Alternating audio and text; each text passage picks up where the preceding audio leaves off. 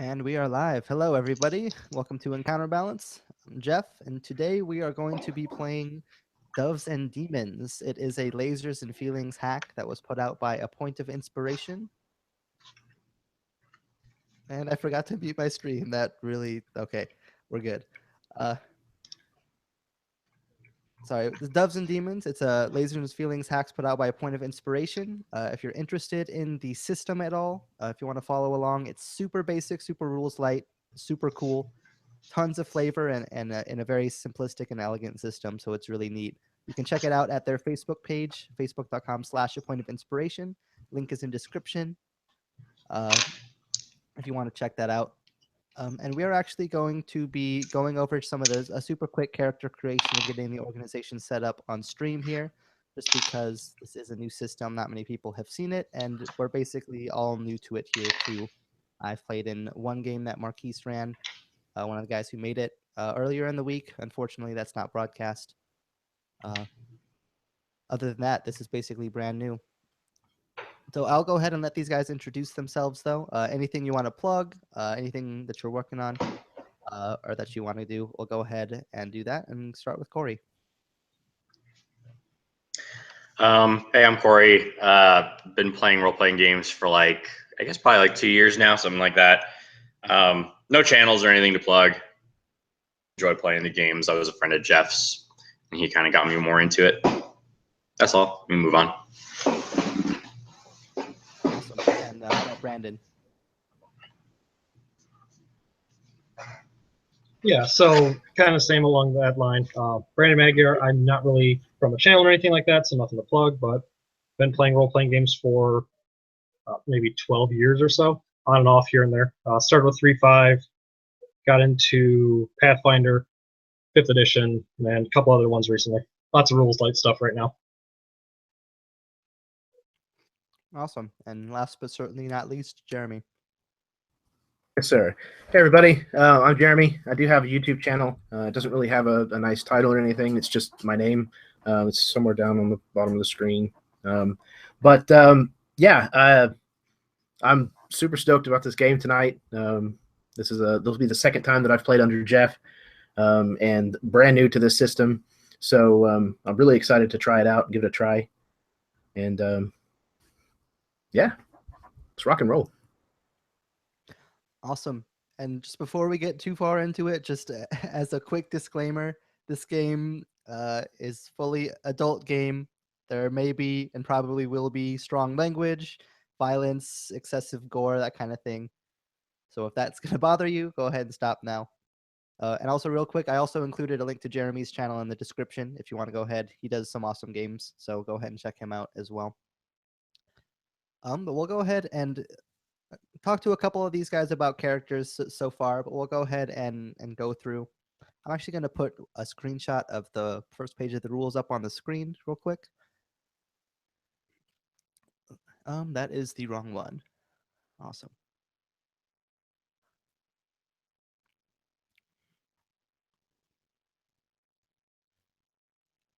And there we go. All right. So as far as characters, starting with Corey, you already have an idea here, but if you just want to go ahead and let me know just on the stream what you're thinking about going with so far.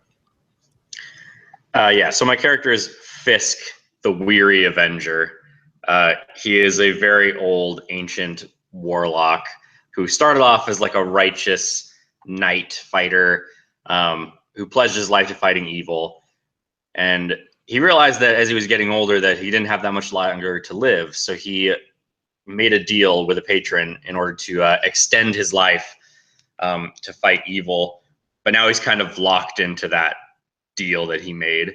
And he's seen so much and is just ready to kind of leave the world behind. But the patron won't allow him to die from old age or from battle. Awesome.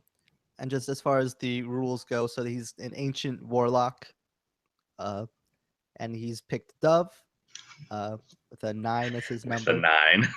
All right. So basically, just the character creation, you just pick basically one of the words from each category, and then you're all set. It's super quick and super easy. And Jeremy, what do you have so far as your character? I'm going to be playing Albert von Buren. He is, as far as the rules go, a cursed hunter. And I am setting his number at 4.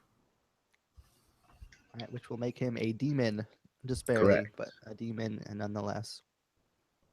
Is true. All right, and Brandon, what do you have so far? I was thinking about going with non-human and an alchemist.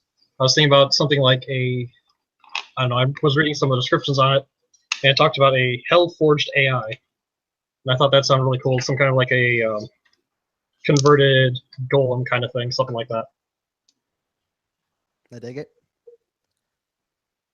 All right, and any idea as far as dove or demon or where you want your number to be? I was thinking around 6. 6. All right, so just Middle of the road. so basically how the numbers work, just to kind of give a little bit of a talk about the system itself. So you pick whether you want to be a dove or a demon, and that will determine what type of roles you're good at and what type of roles you're not quite so good at. You pick a number between 1 and 10. If you're a dove, whatever your number is, you want to roll equal or under it to succeed. If you're a demon, you want to roll equal or over your number to succeed. So for Jeremy, if he rolls a 4 or higher, he'll succeed on that task depending on how many dice he rolls. Versus, say, Corey, you want to roll a 9 or less. Which, while that seems very strong, but if Corey has to make a demon roll, 2 to 9, yeah, sorry, not 1 to 10. But if Corey has to make a demon roll, he basically has to roll a 9 or a 10, which is much less. Yeah, so he's got a 1 in 10 chance. All right, and as far as organization goes, so basically we will need to pick a couple options here. You're going to pick 2 strengths as a group. We're picking between either Savage, Blessed, Focused, Spy Network, Advanced Weaponry, Creative, and Old Knowledge. Those are all on the rules sheet. Anybody have any ideas as far as what you guys are going to be good at? You'll get 2 of these. I kind of like the idea of advanced weaponry or old knowledge. Yeah, I will definitely second the weaponry, advanced weaponry one. But I think, like, not advanced necessarily in technology, like advanced in its effectiveness to deal with, nasties. So it's like kind of powerful. Like the silver bullets to the werewolves, or the holy water against the vampire kind of thing. Exactly. Or like if you've ever seen the Van Helsing movie with Hugh Jackman, like the grenade thing that they had, or the crazy, ridiculous repeating crossbow. Yeah. That kind of stuff. Awesome. I like it. So advanced weaponry, it seems like we'll want to go ahead and go with that one. And you do get 1 more strength.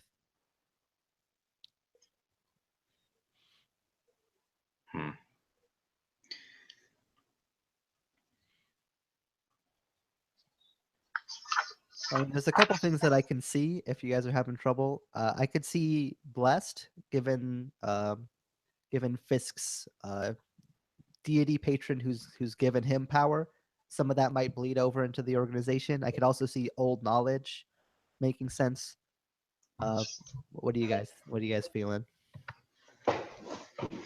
I was leaning more towards Blessed myself. Blessed? Yeah, I think Blessed works. Good with it. What about Blessed? Blessed or cursed. All right. And speaking of, real quick, I do just want to go over, so just back to the individual stuff real quick. So Jeremy, you're cursed. So what exactly do you have in mind as far as what's this curse that's on you? How does it affect you? How does it affect other people that might be around you? So Van Buren is actually a werewolf. And he's been fighting and hunting werewolves and monstrosities most of his life. He's now an old man. But he has this amulet that was gifted to him by someone, or some organization, maybe the organization he works for now, that actually suppresses the change. It keeps him from shifting. And so to him, it is the most precious item that he owns, because he is constantly worried about becoming the monster that he's been hunting. And he doesn't want that to happen. He lives in fear of it happening, actually. So that's his curse. All right, I love it. All right, and as far as, so your organization is also going to have one problem that accompanies it. So the options for here are recklessly efficient, where people always die, but the job gets done in the end. So few members, so if anyone dies, the organization is just going to fall apart. Ragtag rookies, so you guys will go in without much information. Haunted, there's some kind of curse or haunt or spirit that's affecting your organization. Anything jumping out for you guys? There's a couple that I can see. Yeah, I would say either few members or haunted would be which the two that jump out to me at least. Yeah, same for me. I was thinking more haunted, considering my background as like a Hellforged construct, yours being cursed in yourself. So Yeah, I like the idea of haunted because it sounds like it'll come into play more than the other ones. I like it when bad things happen. Well, and it's kind of a nice dichotomy because we picked bless on one of the other boons that we get. So having cursed be like at the same time, it's kind of a fun. Yeah. You have a lot of external entities interested in your organization, right? Or worse. So I like haunted. We'll go ahead and go with that. But let's see. Yeah, we'll go with Corey, since he's the blessed one of the group too. How are you guys being haunted? What's the nature? Is this a curse that's been placed upon you? Is there a spirit that's going out of their way to go against you guys? What's actually happening to you, to your group? Let's see. So there's a demonic entity that, or maybe not even demonic, but there's an evil entity that is after us as a result of the just being unaligned with the patron that I am. Like, they're at odds. So he pops up from now and then to just ruin everything for us, and to just try and destroy like the hand of my patron that's in the world. Beautiful. Unless anyone else has anything they'd like to add to that wonderful haunt, I think we are all set. So as far as I did before the game ask each one of them for a d6, excuse me, a d6 roll, and I rolled my own d6, and we used that to create the adventure path. I asked them before the game if they wanted me to say that to them or not, and they seem to be pretty unanimous that they would rather it come up in the game itself rather than revealed beforehand. So I did roll on the table to come up with an adventure path. I'm not going to say what it is yet. We're going to let that kind of happen organically. All right, but I think we should be pretty much set as far as the mechanics go, as far as the setup goes. Is there any last questions about any of the strengths or weaknesses of the organization, any of the character aspects, any of the dice rolls, anything like that, before we jump right into the game? Yeah, how do the strengths work in game, like mechanically? Is it just like you get an extra d10 from that, or is it just like kind of narrative and thematic for that? So part of it's a large chunk of it's going to be narrative. So for example, instead of just having, like you said, instead of just having a crossbow or a blunderbuss, you have a crossbow a repeating crossbow, or a blunderbuss that fires holy bullets, or like something like that. So you can just bring that into your flavorings as far as the weaponry that you guys use, describe how it's advanced or how it's effective. If the description of the weapon would result in a mechanical advantage against the creature or against whatever you're trying to do with it, I may give you another d10 for that. So it kind of mixes in either way. Cool.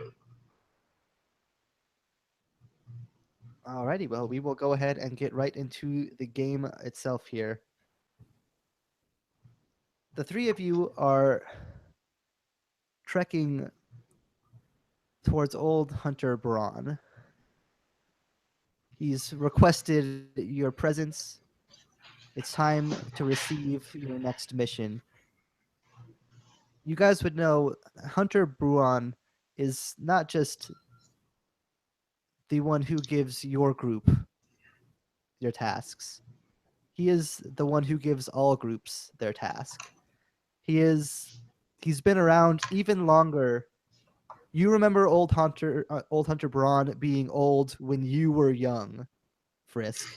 Like this guy is he's one of the few people, if not the only person, who remembers what the world was like before the endless night. Before everything changed, everything collapsed, before these attacks and twisting of the world, he was there, and he's been here fighting ever since. And he's called you guys for your next mission.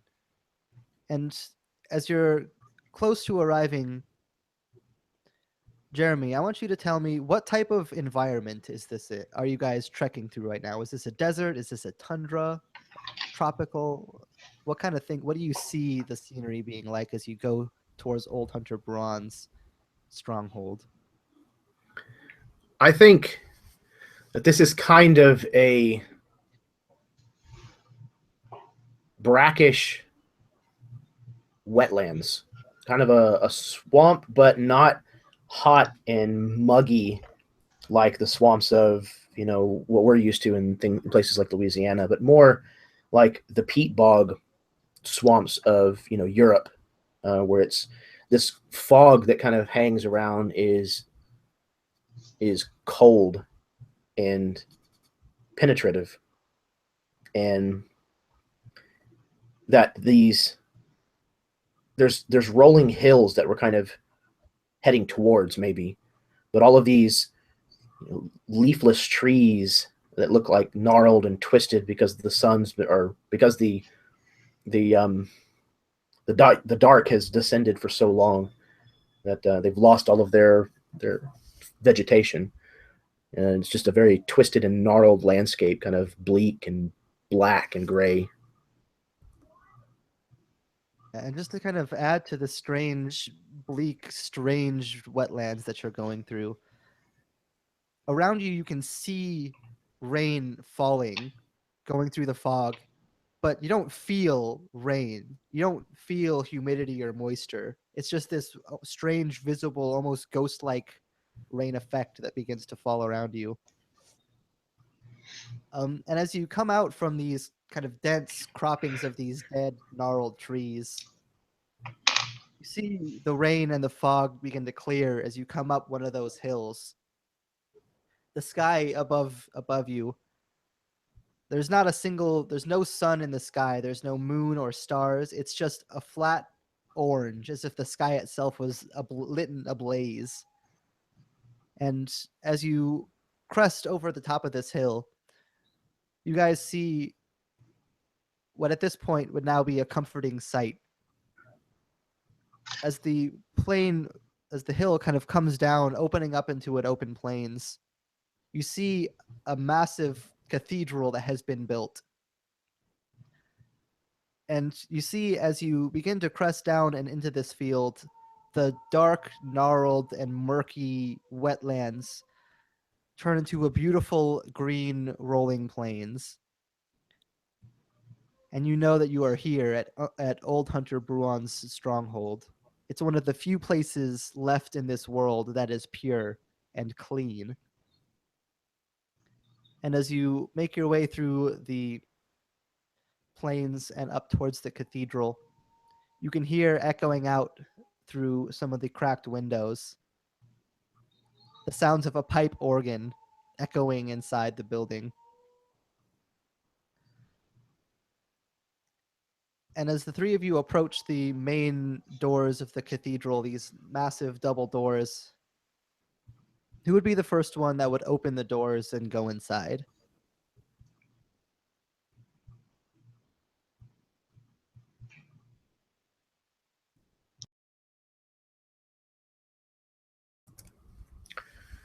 I think Albert would probably be somewhat reluctant to lead, but having been a hunter most of his life, he's used to kind of being the tip of the spear, as it were. And even though he's aged and his joints don't move quite as well or as fast as they used to, he still tries to keep up the facade of being a much younger man than he really is. So he'll be the first through the doors. And as you push open the large wooden double doors, you hear the organ music that was being played fall silent, echoing through the halls for a moment before falling into silence. And you see at the front of this large cathedral, at the very back of the room where this organ has been constructed, an old frame sitting over, his hands still laying on the keys and his feet on the pedals. And he just kind of shifts around on the bench to face towards you at the very other side of the cathedral. And as you walk down the front main hallway down the center of this cathedral, you see sitting in the pews of this church spectral figures. And as you walk down the center of the aisle, you see them turn and stand to face you. And you can see the faces of people who have long died in this cathedral, whose spirits still remain here. And the spirits you can see are still pure and clean, matching the cathedral around it. These are people who have moved on away from this dark world and into peace. And these are remaining fragments of what they used to be when they were here. And as you walk past them, they kind of turn to face you. And then as you pass, they fade off kind of into wisps of smoke. Who would be the next person that came in? So Fisk would be behind him, and he'd be looking at these spirits. And then as they vanish, he just imagines that and he hopes that that'll be for him soon. And as you walk down the hallway behind Albert, seeing the spirits, they've attained the one thing that you wish you had. And then last but not least, who is the last person who enters into this cathedral of Old Hunter Bruon? That would be me, Alzion. So basically, head to toe, just leather and cloth. The only thing you're able to see on him is his eyes, and they kind of have a yellowish, smoky tinge to them, and just kind of plodding along behind the others, kind of gazing back and forth briefly to see what's going on, but just trudging forward.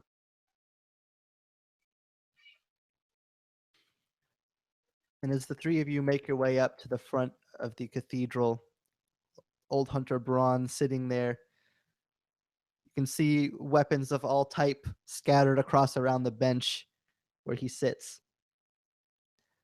And he looks up to you, Fisk, first, and says, "Well, we have another job for you." I see. There is always another mission. What will it be now? Yes, this one it will be interesting, to say the least. I'm sure you have heard, but perhaps your friends have not. Once every 100 years, since the Endless Night started, over the town of Rouston, a single black star pierces the sky. It's said that this star is the remaining soul of an old god of hatred, whose body was cast away and destroyed, his soul cast beyond the skies. Once every 100 years, he gathers what's left of his will, shining the black star forth in the sky. It's said that all he requires to return is the body of a host whose hatred matches his, and they will take upon the remainder of the hated god's essence and become one with them. And the destruction that they will wreak as a result of this is nothing compared to what you have seen. As it happens, the 100th year is now. Soon the black star will come.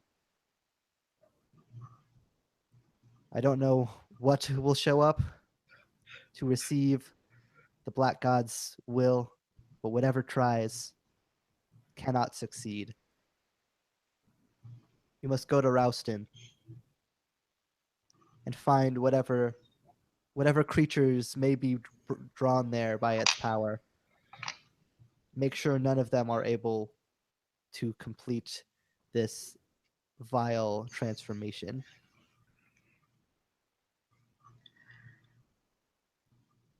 I see. So it will be done. This evil cannot be permitted to enter back into the world.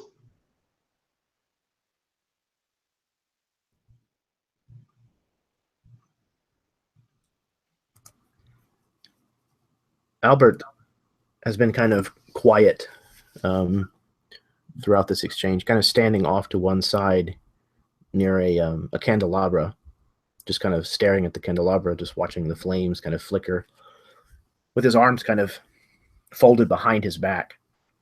His long, shabby coat, made out of probably elk skin, elk fur on most of it, except for the cuffs and the lapel, which appears to be tiger skin.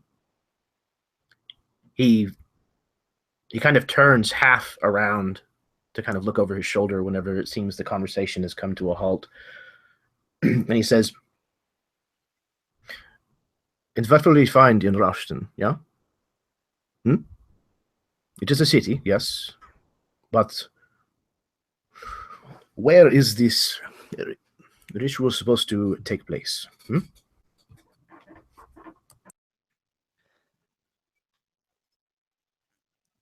It is said that the light of the black star will shine through the front windows of the temple there. That light will be a beacon of all manner of horror that will be drawn to it. I don't know what you'll find there, but it won't be pretty. Of course, it never is, so you shouldn't be expecting anything else. The temple must remain secure through the night of the Black Star.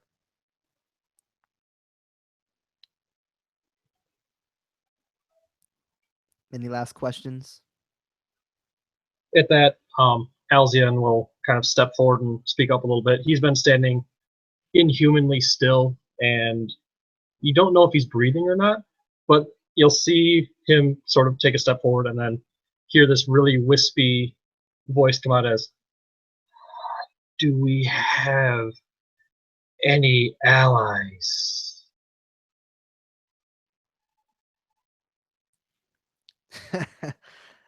Allies. Good one. Then it is as it always is. Always has been, and how it always will be. This is your task and your task alone. As much as this seems like the big event of the night, as you all know, the creatures of evil are on all corners and all places. Others will be doing their part in the fight, but not in Rouston, and not with you.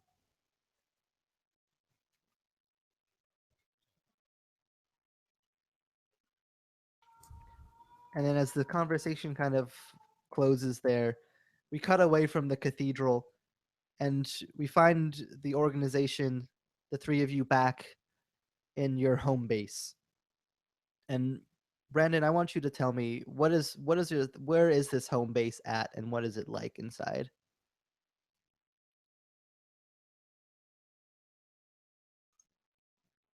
I'm gonna say that we're in like an old small fort, like a little bit run down, but fairly well secured. And like we don't really use the top rooms as much as we use the lower floors and then like the basement levels where it's a little bit safer for us. Awesome. And as the three of you are in this old abandoned fortress, a relic of an age long, long since past, and showing that age quite well at this point. But it manages to stay secluded enough that it's one of the few places that you don't get harassed too much, at least not too often. Albert, what are you doing as you're preparing to begin your journey to Rouston? How is he getting ready for this task? I think we we kind of are following down this tunnel, a hallway that's underground in the bowels of this fortress. Um, Possibly even once a torturous place, a dungeon, and it's all lit by torchlight and candles. And as we're kind of panning down this hallway, we hear just faint noises of things being moved about, and we come to an open doorway, very heavy wooden door with iron bindings on it that is showing a lot of wear and tear, but not as much as the upper floors of this place. And it's wide open. In the room inside, we see Van Buren moving around the room, kind of packing what looks like a leather doctor's case. It kind of has the top that folds open, and it expands out, almost like lifting trays, almost like a tackle box. And there's just rows on rows of bizarre implements. You see wooden stakes and crucifixes and strands of garlic, holy water, silver bullets, just all manner of weaponry that is associated with finding and killing the creatures of the night.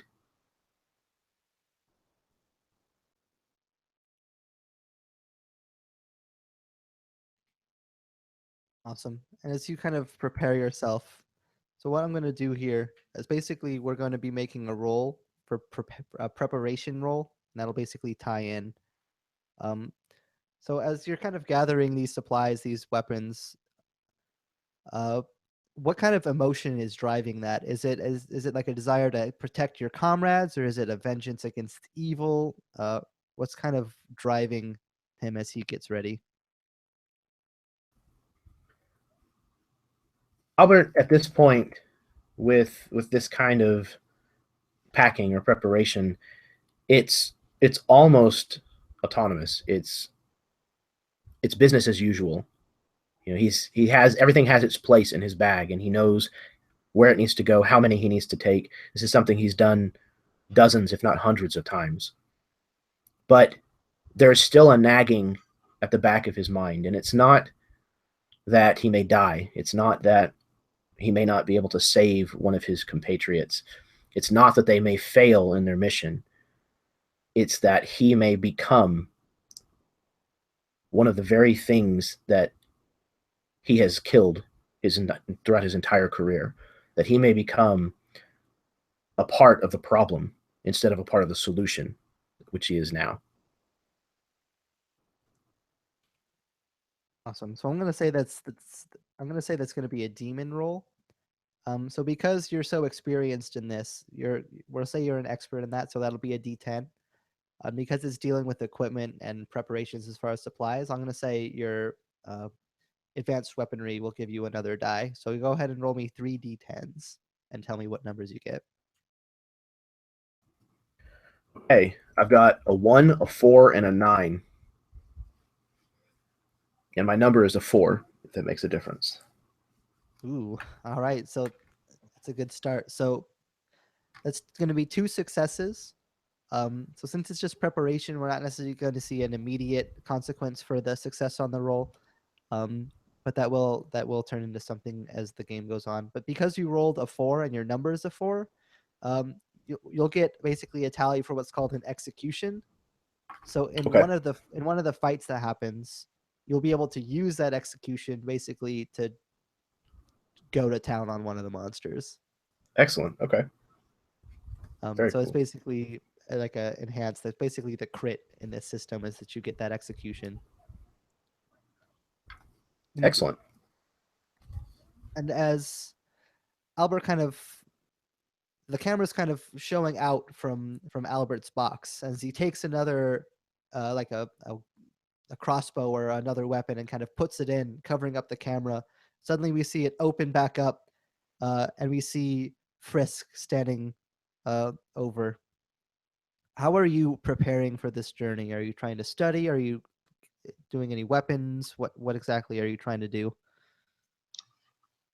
So Fisk is in his room. It's rather small, but there's lots of shelves all over the wall, holding various knickknacks and trinkets. Anything you can name. As he starts kind of playing with these different jacks and around the room, and it seems like he's talking to himself as he continues. I understand it is my duty. I will do everything I have to.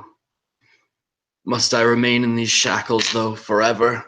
As he holds his hands up, and he has thick metal shackles around each of his wrists.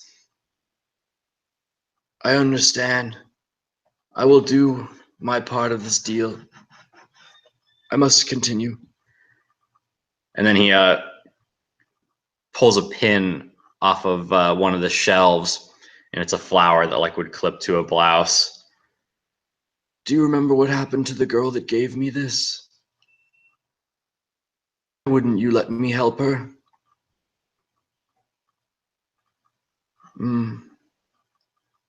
She died. That creature threw me across the room and then cut her in two. The blood was everywhere. There's not much I remember, but it all seems so terrible. As he continues looking around at these different knacks, trying to jog his memory of the things that has happened in his past.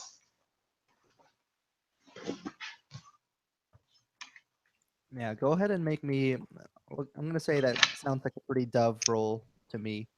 Um, I'll say that you're an expert in this as well, because you're kind of communing with your patron, trying to recall on the knowledge of your past and through your ancient. I'll give you that third D10 too. 238. Alrighty, so that is 3 successes. 3.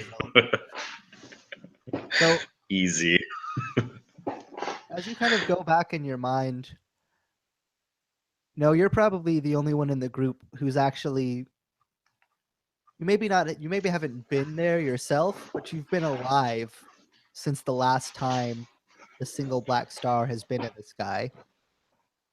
And you remember the tales that you've heard of the creatures that you might find there. And you remember from the last time this happened, you actually spoke with some of the hunters who were there, at least the people who lived through the encounter.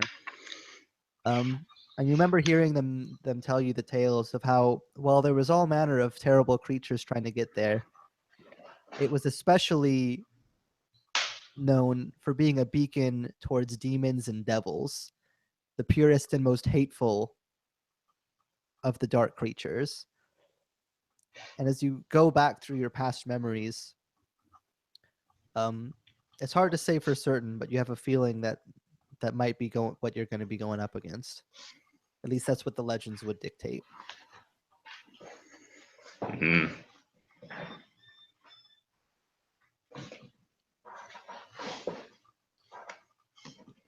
And then as we kind of pan away from Fisk over to Alzion. How is Alzion preparing for the coming storm? So Alzion's going to be in his lab and basically working in silence and surrounded by things like potted plants, various roots, odd things hanging from the ceiling that are something he can get extracts from, and all kinds of lab equipment. And he's basically going back and forth, mixing things together, putting together little satchels of something, putting a little pin in this, making all these little gadgets and, well, not gadgets, but like containers of things, and basically preparing all kinds of different alchemical mixtures that he can, and slipping some of them into a bandolier that he has, and then filling up another satchel that he usually carries with him, and basically doing everything he can to think of, since we don't really know what's going to be there, anything that can help us just in general, as well as anything to help us survive as well.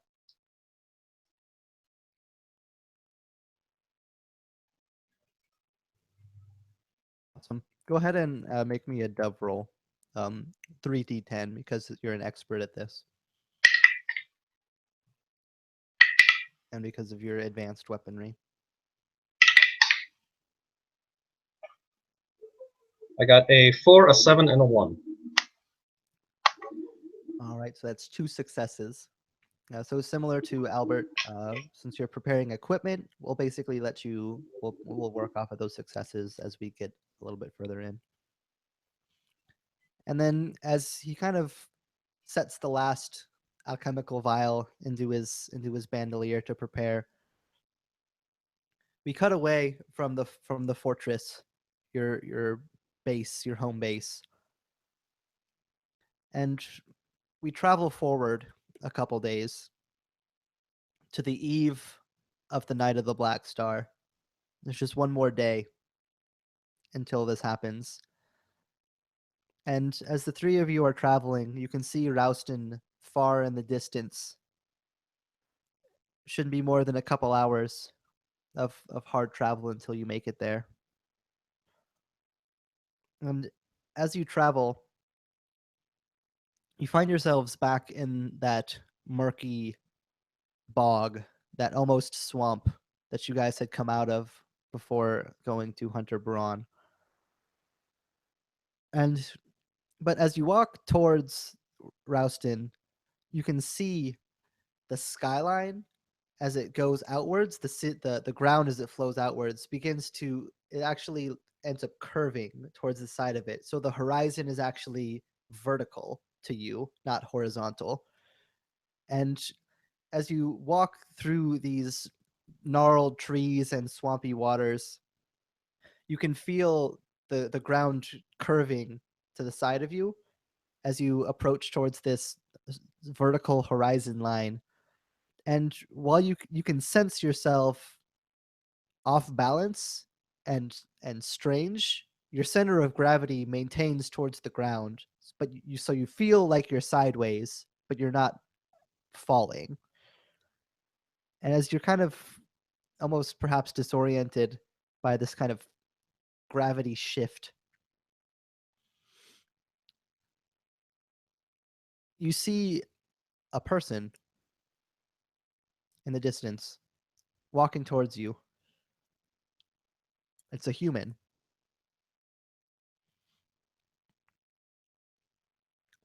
And as they approach and get closer, you see them about 50 feet away. And it's a girl. It can't be more than 20-something years old, young. She would be quite fair if it were not for the blood pouring out of her side as she holds a hand over the wound. She looks in agony. And she begins to approach you guys. She's about 50 feet away. What do you guys do? Alzion will reach into his pack and pull out this little like white packet that he has and start walking quickly towards her with the intention of applying it to the wound. Some sort of a healing mixture that he has. As Alzian kind of heads forward, Albert kind of quickly reaches out and grabs a hold of like his jacket or his coat just above the elbow and says, hold one moment, please. And he reaches into the bag that he's been carrying and pulls forth a crucifix that looks like it is made of gold. It looks like at one time it was a pendant of a very gaudy looking necklace. It still has the chain kind of connected to it. He strides just a couple of feet past where Alzion was, and actually muttering a prayer, holds the device up to the girl's forehead, making contact with her skin.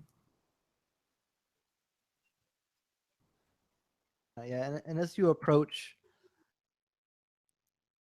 you can actually see the blood dripping from her side actually falls sideways towards where center of gravity would have been if you guys were not suspended sideways. It falls down almost through the air, traveling like a projectile, if you were to maintain a central horizontal view of it. And as you put this cross up towards her head and mutter this prayer, I want you to go ahead and make me a dove roll for that.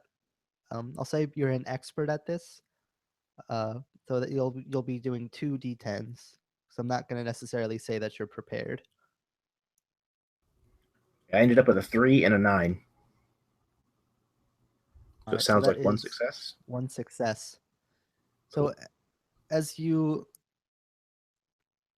put the cross up towards her head, so what exactly is this prayer that you're muttering? What are you trying to accomplish with this? Are you trying to drive away evil? Are you trying to heal her?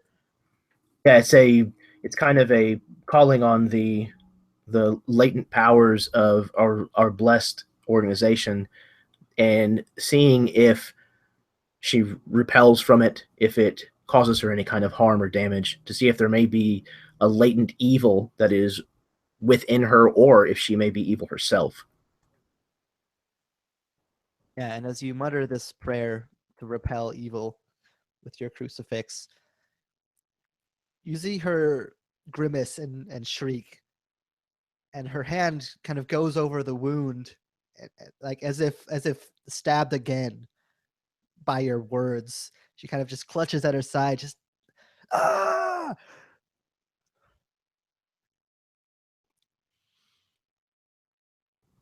He turns and looks at Alzion and he says, if you wish to heal her, now is the time. But I warn you, be careful. Alzion will step forward and just, time lost. And just apply, it's like basically like a bandage, and he's able to pull the sides and kind of wrap it around her, kind of like a tourniquet. Yeah, and as you kind of wrap these bandages around and go to apply this healing ointment, you see that as you do so, the bleeding doesn't stop, but actually worsens as you apply this healing oil to it. She lets out another shrill scream in pain. She says, stop, stop, stop, stop. What are you doing to me? Healing. Doesn't feel like healing. So Fisk, being a little bit more wary, his eyes turn completely white as he says to himself and to his patron, see through the darkness things. As the shackles on his hands start to heat up kind of red hot, and like smoke's coming off as they're burning his flesh. You can smell it in the air. He's attempting to use his powers to see what's really going on here. Like if everything really is as it appears to be. Awesome. Go ahead and give me 2d10. So I got 1 and 2, so it's 2 successes. 2 successes. Perfect. So you actually see this just in time to, if you would, to shout a word of warning to Alzion, as you see the blood that's running from this wound that's now been worsened by the attempts at healing. You see the blood actually running down her side. It kind of splits into 5 different streams, and the blood actually, when it's running off the side, the 5 streams form into a hand made of this blood, and it is going to go to strike and grab at Alzion unless you warn him. So I noticed the hand, and I would. He puts his hands apart, and a spark of electricity forms in between the shackles as it lashes out, grabbing at Alzion, and he attempts to use it to pull him back. All right, so Alzion, I'm going to need you to make a demon roll to avoid it. You don't have that much time to react, so you can't really be controlled like a dove in this scenario. So you'll get 2 dice, 1 for the roll and 1 because you're being helped. I got a 3 and a 5, which is a failure for demon. All right, that is 2 failures. So Alzion, you reach out with this holy whip to try to pull him away, but it's not enough. And you see from this wound just this hand of pure blood fly out, and it grabs at you, Alzion. And you feel the hand as it hits you kind of splashes as if blood was like thrown onto you. And then you just see it start to sizzle and burn on your leather outside. Just you feel the outer shell begin to melt and singe as this blood boils through the front of your armor. Albert, what do you do? Or kind of partway kind of takes a big step backwards, almost a half leap, to get out of the way of this. And he says, what manner of creature are you? You demon? Are you a vampire? Yeah. And as you say that out loud, you see the woman is just still shrieking in pain. It seems as if whatever is happening, it's happening to her as well, not from her. See? Albert kind of sets his bag down on the sideways ground next to him and kind of tests it by gingerly kind of letting go to make sure it's not going to fall away from him. It's going to stay put. And if it stays put, he kind of unshoulders this large double-barreled shotgun that he carries around with him. Looks like it was used for hunting animals long ago, and now it's just kind of been repurposed. And he kind of breaks it open to make sure that it's loaded, and then closes it. And again, kind of very matter-of-factly, kind of levels it at this shrieking girl. And as he does so, he says, "I'm sorry, my dear." And he will trigger. Alrighty, so I'll let you decide based on Albert's kind of driving emotion behind this, whether that's going to be a dove or a demon. But because I'm going to say you're an expert at this, given your experience, and I'm going to say you're prepared because of the equipment that you set up in the preparation scene. So you'll get 3 dice, but just let me know which one you're picking before you roll. Well, it's kind of a twofold decision on his part. One, obviously, it's to keep them from being harmed. But I think the driving factor that's stronger than that is that it is a mercy killing. At least that's the way he feels about it. So I'm going to go with Dove.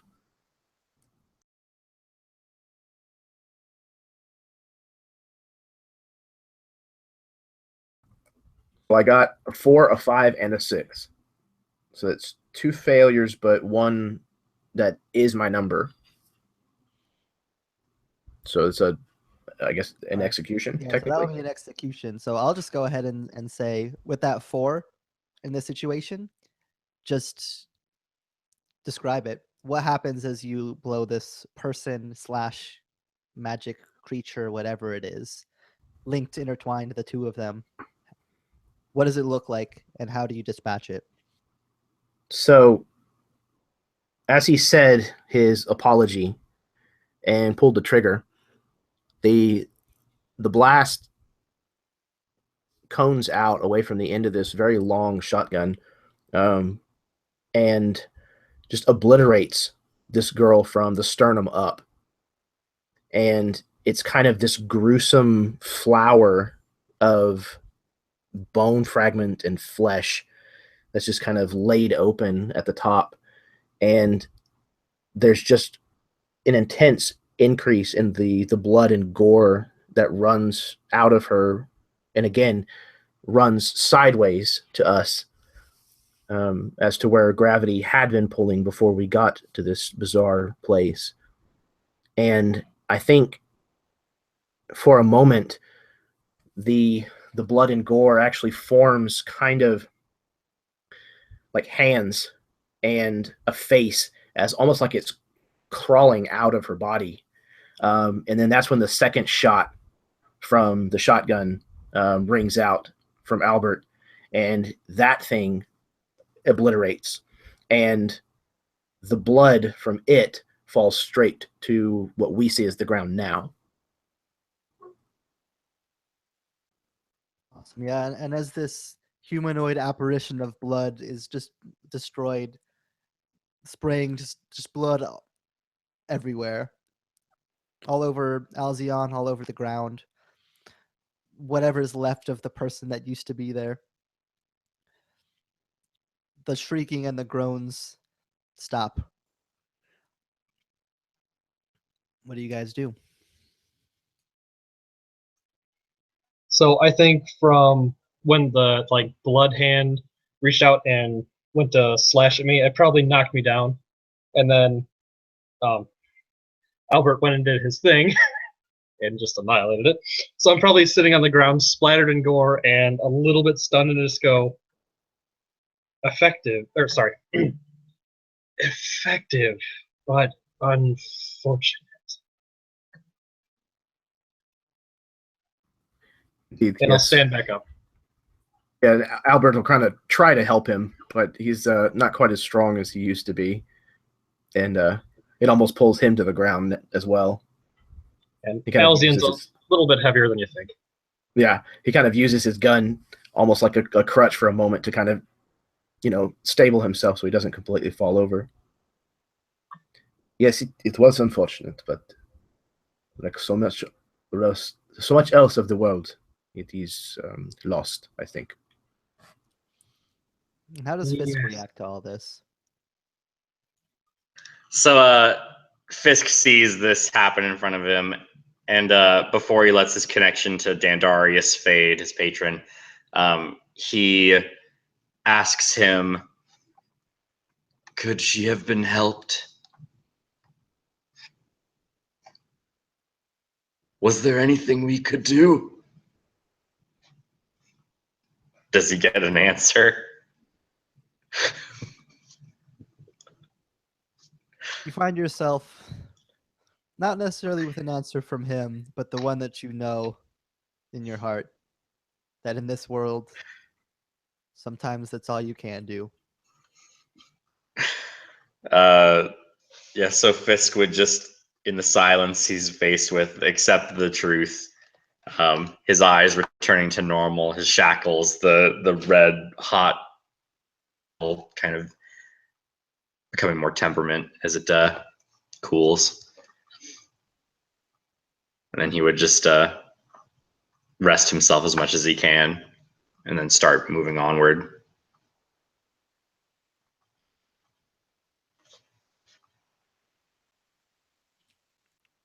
And as Fisk begins to trek forward, the rest of you following, we move forward a couple hours. You see the gates of Rouston. mere moments away from you. The gates of the city are already wide open, which may strike you as kind of odd. And as the orange sky, as if set ablaze, begins to darken into a deep blue as night begins to fall on the city. Would you guys approach through the gates? Or how exactly are you going to proceed?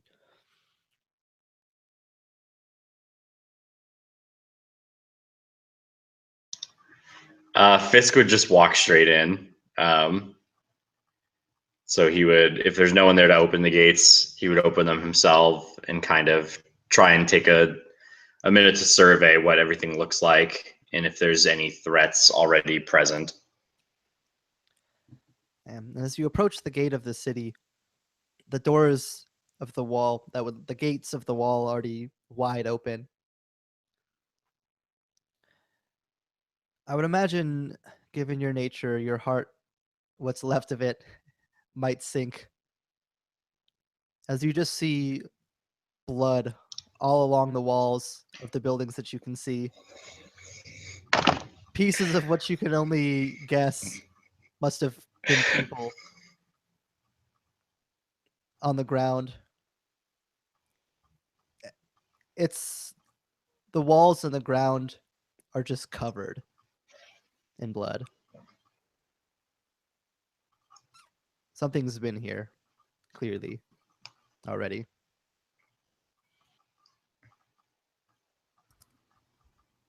I do not think we are here to hunt the lions. I think we are here to step into the lion's den.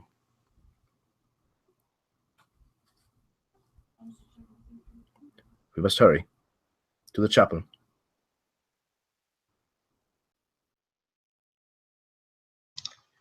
The evil is probably already there. They always seem to win.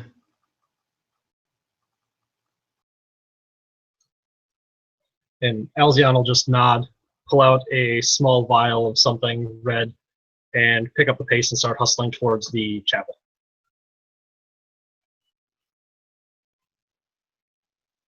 And as you begin to make your way through the city, the moonless night spreading through the sky, just the deep blue, starless, moonless night. At least starless for now, from what you've been told. Suddenly, Albert, it's your turn to feel the pit in your stomach as you see the blue night begin to warp and twist. And you feel the amulet on your chest begin to buzz with an energy. And you know this feeling well as you see the blue night begin to turn blood red in the sky, almost like a mirror image of the gore that surrounds you in the city. And almost in this exact moment, you hear a cry out from further ahead, the howl of a wolf.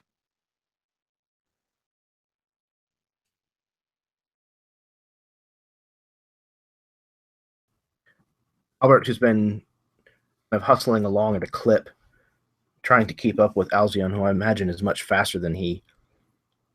Kind of sees the change in the sky first in a rain barrel that he's running past. It's almost completely full, and the surface of the water is perfectly smooth and flat like glass. And he sees the change start there, and he kind of looks into the barrel confused for a moment and actually slows his gait to a stop, thinking that maybe it was a trick of the light, or maybe the water itself in the barrel was turning. He actually plunges his hand inside of the water and brings it up near the surface so he can see the color of this water.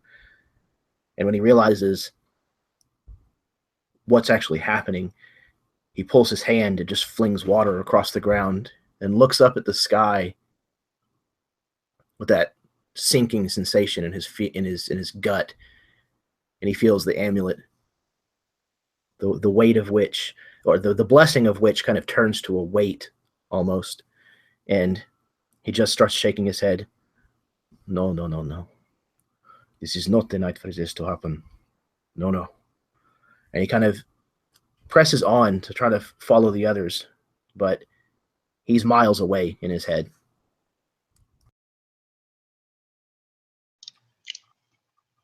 Are we aware of this whole werewolf predicament?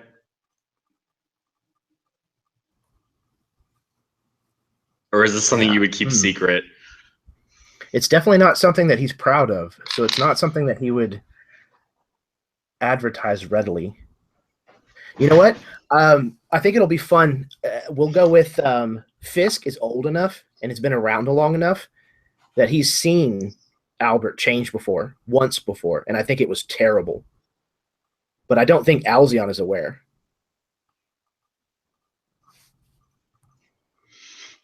All right.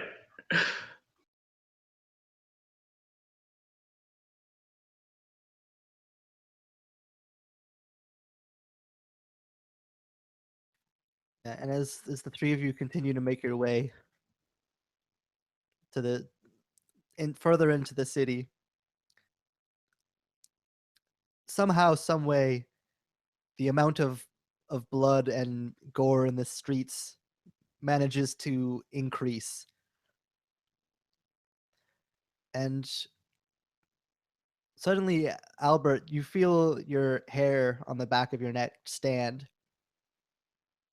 And without much time to spare, make me a demon roll.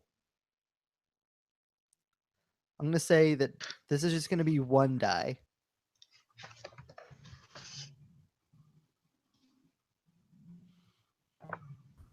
Got a 10. Awesome. So it's still just one success, which is still going to have some sort of consequence, but you will succeed. You see out of the corner of your eye down an alleyway that was shrouded in shadow from the blood red night, a form with astounding speed dash towards you out of the side of this alley, and you see just the only thing that you can see as you react is just a slash of claws coming towards you, and it cuts just barely into like just below your chest, and you can feel your amulet kind of get swung as these claws had tried to slash at the amulet itself. As you turn to bear, you see the mirror image of what you could be and know that you could be. Standing there is a werewolf. And then Fisk and Alzion, you hear behind you more steps as two more werewolves prowl out and encircle the three of you. What do you guys like to do? I'm gonna go ahead and whip that little red vial I've got. We'll say when it impacts, it's gonna basically be like an alchemist fire. It'll combust with the air.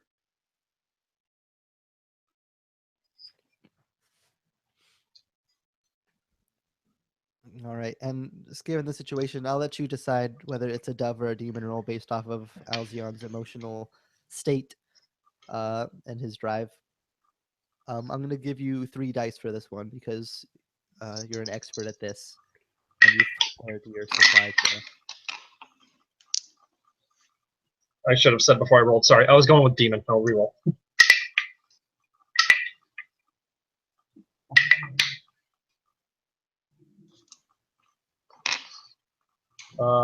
8, 5, and 6. Demon score of, well, my number is 6. So Awesome. So that'll be 2 successes, one of which is an execution. So describe how you kill one of these werewolves. I imagine just with this inhuman grace and reaction time, I just whip that vial that's in my hand right at its chest. It's going to impact and just engulf the whole thing in this fire in an instant and just basically burnt hair, singed flesh, and it's just going to catch fire, burn to the bone, and collapse to the ground. Yeah, and just the smell of burnt hair just fills the area. A horrid stench of burning werewolf flesh and fur just assaults your nostrils. Fisk, what do you do? Yeah, so Fisk clanks his shackles together and sparks another arc of electricity between them as he goes down and places both hands flat on the ground. And he looks up at the werewolf that's in front of him and says, "Do not worry, this night will pass." As he attempts to lock it inside of like an electrical cage. So he's not particularly trying to kill it. He's just like imprisoning it temporarily behind this power. Awesome. Yeah, go ahead and give me 3d10s. So, are you serious? I got 2 10s and a 6. So it's only 1. Oh man. Oh my god. Um, You try and be a good guy, I tell you. I'm feeling particularly mean right now. So here's what's gonna happen. You go to imprison this thing in this cage, and as you kind of bring your shackled hands down to begin to form the cage, it takes just a little bit longer than you thought it would. As the werewolf comes up, grabbing onto you, and you feel its fangs sink into your shoulder. And right as you perhaps yell out a gasp of pain, you see the electric field come up around this werewolf. And as it's imprisoned in this cage of holy electricity, contained for the time being, you suddenly feel that wound start to pulse and burn, as you can feel the lycanthrope's bite begin to run through your veins. Oh my god.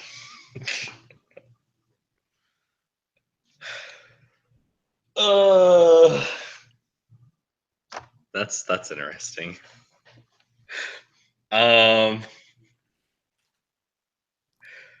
So yeah, my eyes would turn white, and then I would beseech Darius.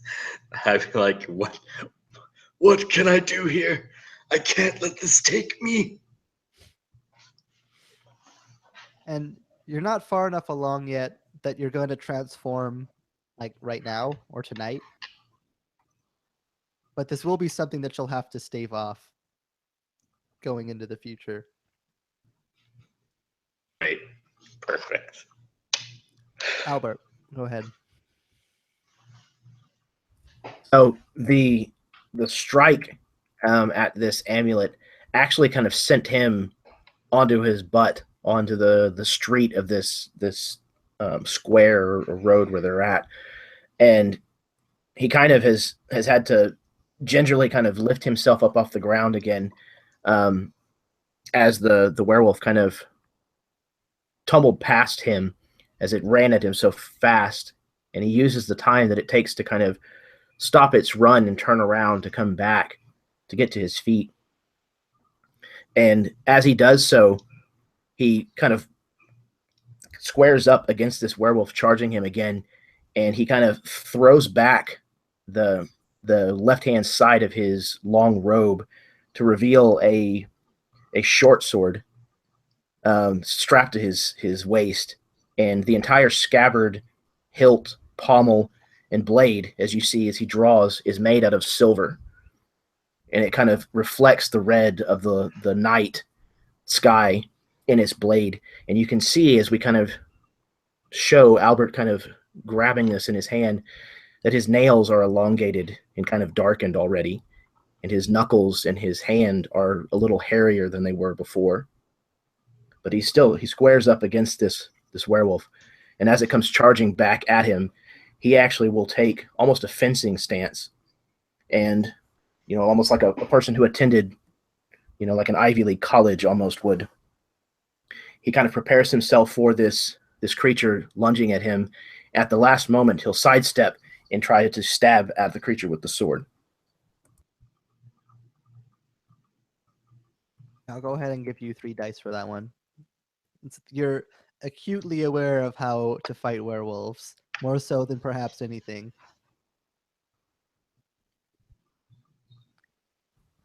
Yeah, I ended up with 1, an 8, and a 10. All right. And was that, I'm assuming, was that demon? Yes, sorry, yes. Yeah. Yeah, so that's 2 successes. And would I be able to actually spend the execution that I had earlier? I don't know exactly how that works, but yeah, absolutely. Yeah, from the one in the preparation phase. Yeah, I'll go ahead and you have that one still on the bench. If you want to use that on this creature, you're absolutely welcome. I think I will. Yeah, I'll go ahead and use it here. So yeah, he his lunge finds its mark and actually penetrates this thing basically right into its left armpit and goes all the way across its chest to almost the other side, where pretty much just the skin kind of pushes out from the tip of the sword before he follows it down to the ground, and then quickly kind of cuts out and comes out from between the ribs and just slings crimson kind of up into the sky and across the building next to him. Yeah, and as you pull your sword free, you can see just the thick, dark blood of the werewolf just running down the silver of the blade, mixing with the light it's reflecting. And as the werewolf kind of falls down,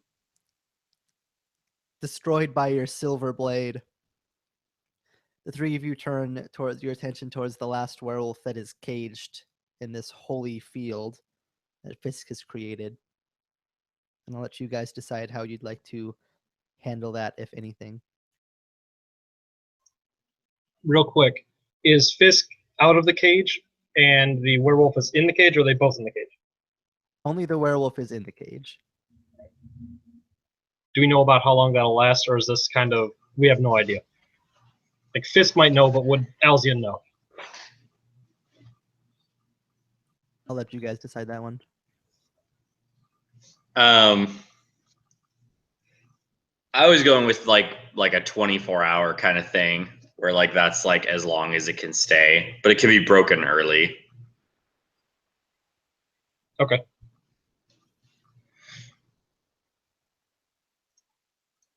Alzion will move over to Fisk then, and start examining the wound. And he'll rummage through one of his other satchels. He kind of like open up his jacket, reach in, pull out this little sprig of green, and hand it to him and say, "Chew this, but don't swallow." And I'm going to give him some wolfsbane, and then have him, yeah. Does that like stop the transformation, or not transformation, but the curse?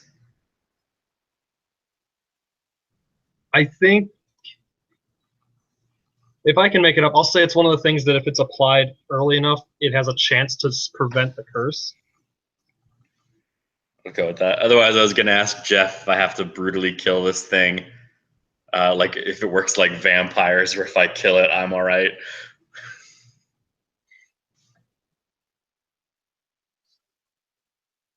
You're muted.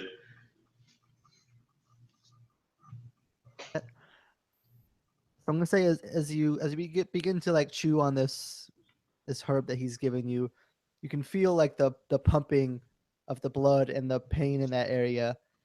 It doesn't necessarily cease completely, but it definitely dulls, as you can kind of feel it kept at bay. You're not sure entirely if this has stopped it for now or if it's completely gotten rid of it. You'll have to take some more time when you have some downtime to thoroughly examine. Mm-hmm. But at least you do get the sense that for now, at least through this night, you should be okay. I gotcha. Well, Fisk would thank Alzion, and then he would resume walking towards the temple, not worried about the gnarling, roaring werewolf inside of the cage. Albert will plunge his sword into that ring barrel to rinse it free of the ichor that's on it, and kind of fling it out and wipe it kind of on the hem of his robe before he resheathes it. And he walks over to Alzion as Fisk has kind of walked a couple of steps away, and he hands him a small vial, glass vial. It's very, very old looking. And inside of it, it looks almost like glitter. It's powdered metal of some kind, and it's shiny. And he says, "This is powdered silver. If there is a problem, you should be able to use it. It is made from the silver that was paid to Judas. You may have to use it on me. You may have to use it on Fisk. Before the night is through, you may use it on both of us. But use it if you must." I hope not to, but thank you.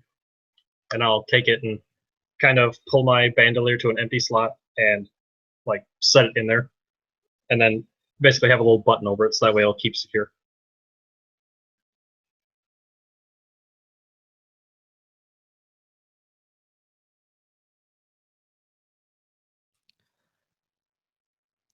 All right, and as the three of you continue to head through the streets of Rouston, you can hear the sounds in the distance. Wolf cries, strange snarls and growls of all manner of creature that have begun to approach towards the city. But you don't encounter any of them directly. As you make your way towards the heart of the city, you can see in the center there's actually a clearing in the city where there's no buildings built in this circle, probably about 100 feet, except for the lone chapel that stands in the very heart of the city, in the dead center. And as you approach the chapel, the door is completely shut, but you can see through small windows around the front and around the sides, if you were to look, torchlight from the inside.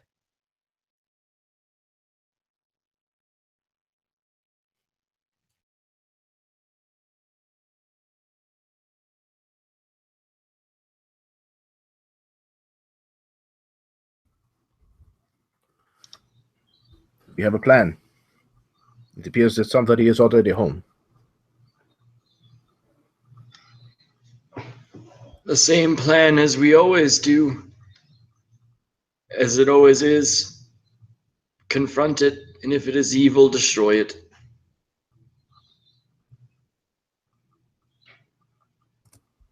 Yeah. He's going to walk up to the doors and attempt to just open them. If there's two, he's going to open them both.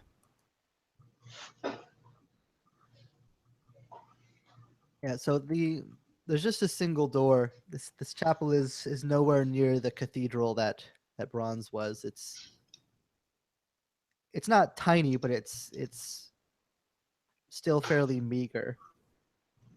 And the wooden door, the single wooden door, would creak open without any resistance. And as you open it, you can see that you couldn't tell from outside of the chapel.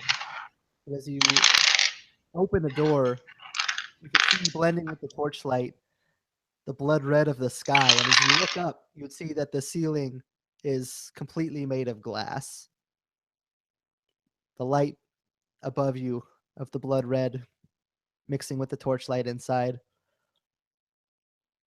And then you hear towards the back of the chapel, probably about 25 feet or so, a cry from a voice. It sounds young. Who's there?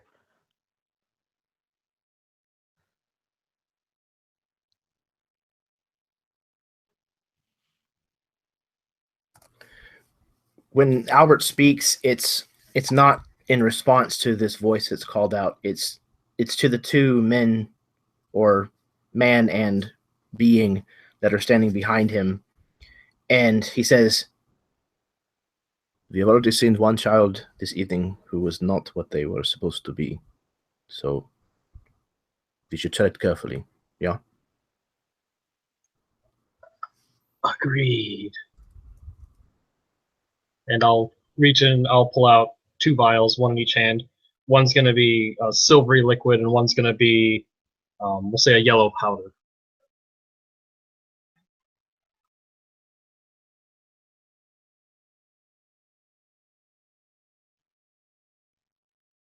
And as the three of you make your way inside the chapel, you would hear the voice cry out again. Who's there?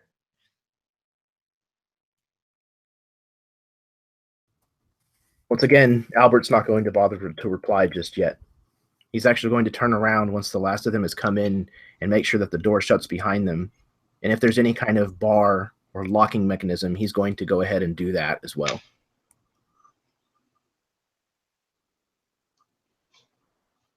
Yeah, the door shuts behind you. And you can see there's not really any way that it locks. Like it closes, and it closes solidly, but it was not designed as something that it's not designed as a fortress. This is not designed to be a haven.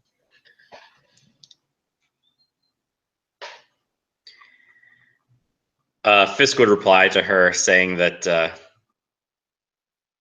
it's a light in the dark. Who are you?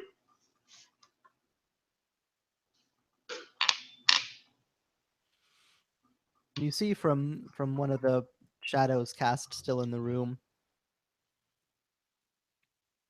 a young boy kind of meagerly crawl out from underneath one of the pews in the chapel. Can't be much older than a young teenager.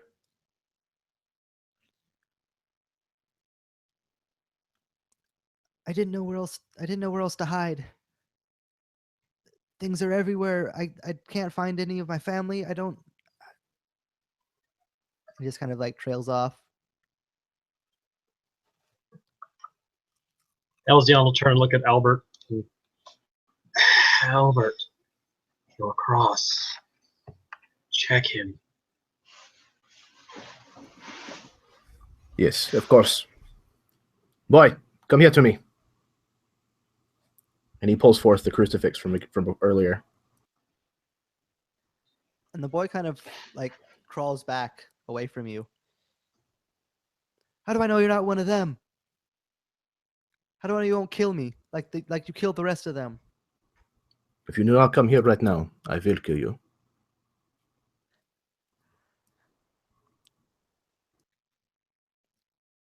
And he kind of pauses for a moment, a long moment, before kind of just nodding and trembling with a intense fear and fright, walks up in front of you. The torchlight and red sky illuminating him. The boy is close enough. He says, "Put out your hand."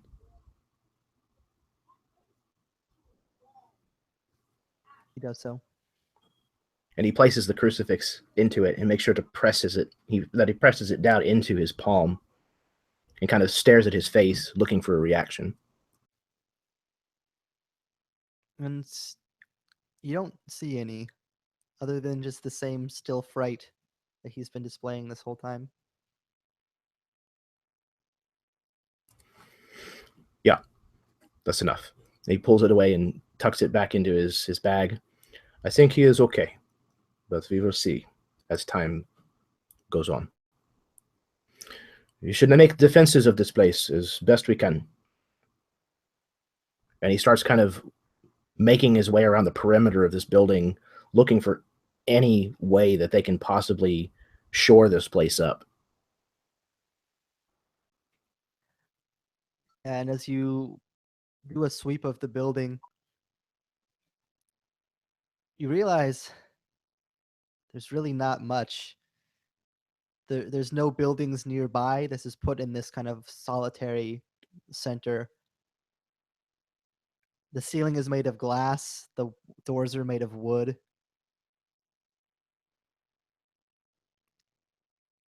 There's only so much that you can really do to bolster this place. How are the pews in here? They're just like basic wooden pews. Are they attached to the floor? Are they kind of sturdy? Could we move them? You can move them, but they're not exactly. I mean, they're enough to hold weight, but they're by no means like completely solid as far as like defense goes.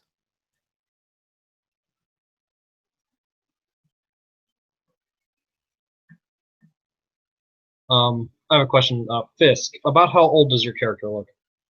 Does he look really haggard and old? Let's see. So yeah, he appears to be like very old, like from an outward like perspective, just looking at him. Um, he has gray hair and he's pretty gaunt. But whenever he fights, he like moves like he's young. All right, just asking because I'm about to ask guys to do some heavy lifting. I don't want to ask the old men to do it. So I'm with two old guys. But I'll start to move the pews by myself. And what I want to do is maybe not exactly brace the doors, but put them in front of the doors in a way to make them. Oh, that's right, we have the kid. So yeah, start moving the pews up towards the doors to make it more of an obstruction. So that way, if they do get through the doors, it's something they have to climb over and get around. Just something to slow them down. Yeah, and you do so kind of just moving these wooden pews, just kind of stacking them up at the front of the door. I would go to a couple like if there's any windows inside, and placing the hands against either side of the window. A small spark would go from shackle to shackle and then stick to the wall, kind of looking like the silk of a spider web. Really be remaining visible from that as kind of like a barrier. So if something tries to go through there, it's tripped and then stuck up by these shackles of lightning. Absolutely. Albert, meanwhile, starts kind of taking stock of what is in this chapel. You know, seeing how many crucifixes and crosses there may be around. If there is a basin at the door, making sure that it has actually been blessed, the water that is inside of it. Maybe even checking with Fisk because he feels that maybe Fisk could probably tell one way or another, either by looking at it or a quick examination. Yeah, I'm gonna say basically like at what would be the back at the chapel from the door that you came in. There's actually like an altar that's placed there at the back, and on that altar is like a bowl that comes up that's set on top of the altar itself. That's filled with water, and as you guys examine it, you would easily be able to bless it if you so chose to do so. And then as you're doing that, I'm gonna say Fisk, you would be the one who would see it first. Suddenly, from the red coming in through the glass ceiling, you just see a shadow race across the ground. And by the time that you can look up to see, you don't see anything there.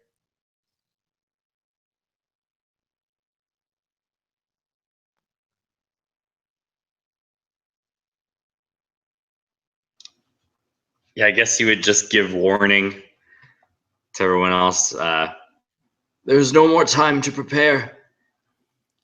They're here now.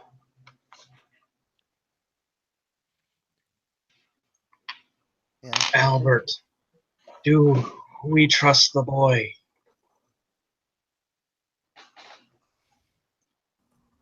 Albert, who has slid that bowl kind of back towards the back of the altar, and has been in the process of kind of unpacking his bag onto this altar, laying out all of these tools and implements of warfare, is what he sees them as.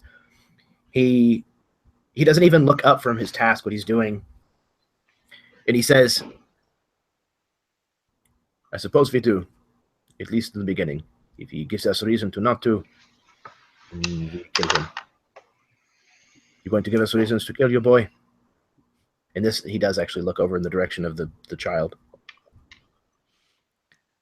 And the boy is actually basically like crouched, like hands around his legs in one of the corners of the chapel.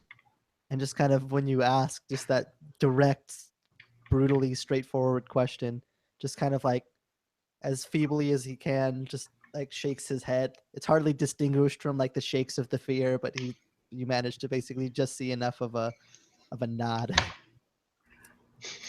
He produces this small pepper box pistol that has like an ivory handle to it, and again the gun itself looks like it's made of silver. And he kind of picks it up in his hand and extends the handle kind of in the direction of this cowering child, and says, "Do you know how to use one of these?" No. "You may need to before the night is over. Come here." And he would approach you. And he kind of almost kind of slaps it into the kid's hand, and he says, "There's time for sniveling later. Now you must learn." And he kind of points across the room and just picks something on the wall. Just any kind of thing he can use as a target. And he kind of steps behind the boy deftly and kind of raises his hand, showing him how to hold the pistol, and kind of supporting his wrist a little bit. And he says, "Shoot that. Shoot the lantern." And he goes to kind of arms shaking, trying to steady himself, brings the pistol up, aiming it in the direction of the lantern. And right as he goes to close his eyes to pull the trigger, closing his eyes in fright, what you hear is not a gunshot. Instead is the roar and crash of shattering glass as you feel shards, chunks of glass falling down from the ground from above, shards of it cutting at your armors and garb. And anybody who would, if you would so choose to, would like to try to protect the child from something, you can make a dove roll to do so, but you'll get 1 die. If Yeah, you'd like Albert to will. choose not to help, then you can not. Albert will try. for sure. Alzion will as well.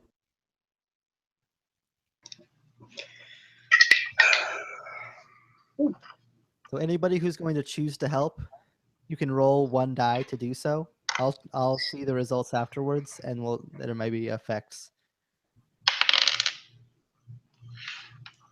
Oh my god. Well, before I picked this die, I was like, you know what? Like, it's rolled 10 a bunch. It's not going to do it again. And 10. We're just gonna put that one off to the side. All right. Albert, Alzion. Albert, Got you a go first. 9. Albert got a 9. It's okay. I got you covered. I got a 6, which is my number.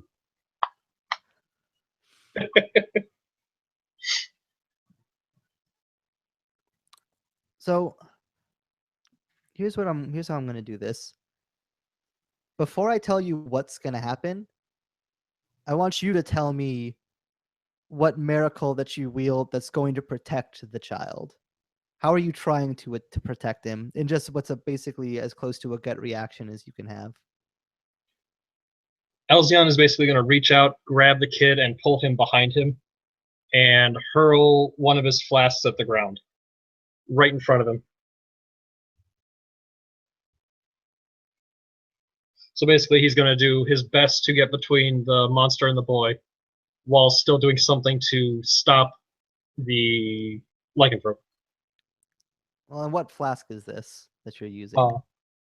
I'll say it's a blue one, and I want it to make a sticky, freezing area. Perfect. So you see, you jump in front of the boy, throwing down this flask, and as you do so, this like goo kind of exploding out and then freezing.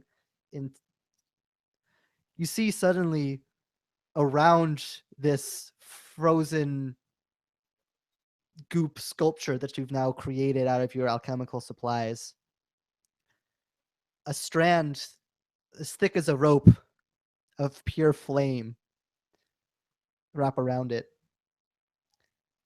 And in a moment, like half a second, you see this sculpture go from frozen and solid to just right in that center, just melt immediately.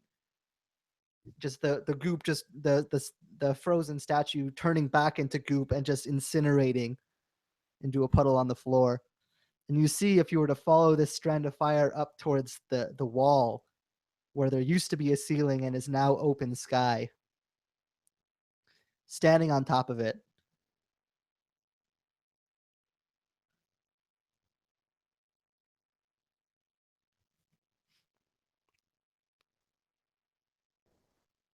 a Baylor lets out a horrid growl that echoes through the chapel and into the sky, seeming to fill just the entirety of the space around you in this roar. And the whip snaps back behind it. And the sword in its hand begins to, and then a stream of electricity flows around the blade. And as he readies up the electrified blade in his left hand and his flaming whip in his right, just lets out another that just echoes, seeming to pierce down to your very soul and through the entirety of the night.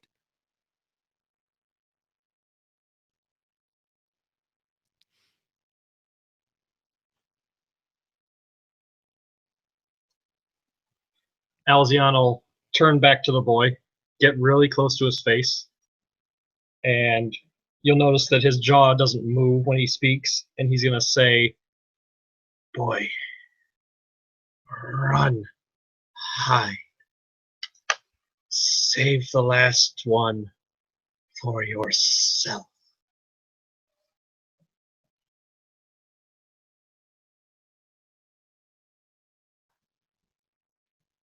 And the boy goes to run towards the front of the chapel where the door is, crawling over the pews that you've laid across the front of it.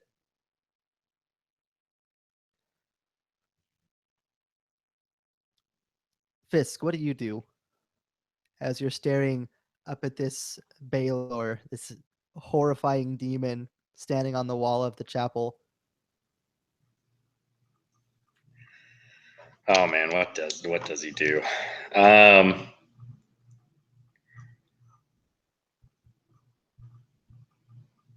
Yeah, so he would prepare to fight, his shackles would start to heat up and the searing smoke rise from his wrists as he throws his arms down and chains come out from the shackles. As they electrify, and he attempts to like throw them up there and entangle it and like shock it with this electricity from the chains. Absolutely. 2 successes. And so I rolled 2. Yeah, so you absolutely succeed. So what does it look like as these chains wrap around this creature and harm it? So I'd attempt to wrap both of these chains around each of its arms so they kind of match mine. And then the surge of electricity comes out from Fisk as it travels through the chains and then into the Baylor. It's just as it just shocks across the chains. Awesome. Yeah, and as the chains kind of wrap around it, just the electricity shocking into it, it definitely lets out a growl of pain as the holy lightning crackles over it. Just and it locks eyes with you, Fisk, and then you'd feel just a pull on one of your hands. It would be your left hand, as the hand holding the whip just pulls back and snaps the chain that's on its right arm, and it throws the whip down, and the whip of fire actually wraps around the bowl at the altar, and it, with a fling of the whip, flings it towards you guys. But as the water spills out, originally enchanted and blessed with holy energy, with holy as a holy water, as it hits the ground, it strikes and turns into oil, which bursts into flame. And you just hear a after all this time of tracking you down, it's time to show you which force is the strongest. Your deity is nothing to me. I cast his powers aside, and flames erupt all around you. I'm going to need each of you to make some sort of defensive roll. You'll get 2 dice, either a dove or demon, and then depending on if you succeed or fail, we'll describe it.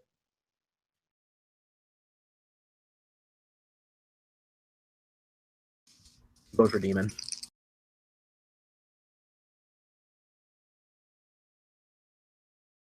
I guess I'll roll dove.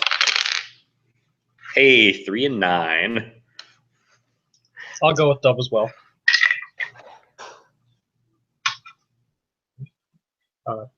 2 successes. Likewise, got 2 successes with a 6 and a 10. Awesome. And I'm actually going to say, Fisk, with your 9, that 9 being your number, what miracle do you produce that defends all 3 of your teammates, including yourself? Oh man.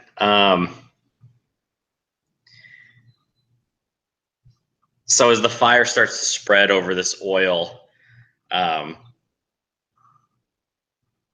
Fisk would break off his other chain and extend his arm, and a whirlwind would form from it, sucking the flames away from the other my other teammates in the room before they reached. As the flames just all rush towards Fisk and just burn his entire right arm, searing the clothes off of it. It's just seared flesh entirely around. The only thing visible from the black flesh now is just the red iron around his wrist. Awesome. That's super cool. And as the fire kind of pulled from your teammates, you take the burden upon yourself, and as your arm is burned, but you've protected your teammates, but the chapel itself on the outsides, in like a circle around you where your protection had ensued, is beginning to burn. The carpets and the pews in parts of the chapel are ablaze, and you're surrounded by flames. the hellish flames of the Baylor that are now encircling you in every side. And the Baylor actually flies down into the chapel. And you can see behind it up in the skyline, your attention drawn away from the demon for a moment. In the blood red sky, a single pinprick of black begins to appear in the sky. Albert, what do you do? Albert, seeing the dawning of the black star, calls out, "It is here. We must stop it. We must be quick. Now!" And this shotgun that he's been wielding, he will level it at this Baylor, and as he does so, he actually reaches forward with the hand that holds the extension, and actually passes his fingers down the length of the barrels, and then crosses it before he does so, and then levels it up at this Baylor and empties the barrels.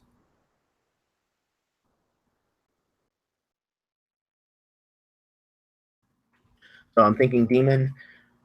How many dice should I take for that? I'll go ahead and give you the full 3 on this one. This is the moment that you've prepared this whole time for. You're an expert hunter.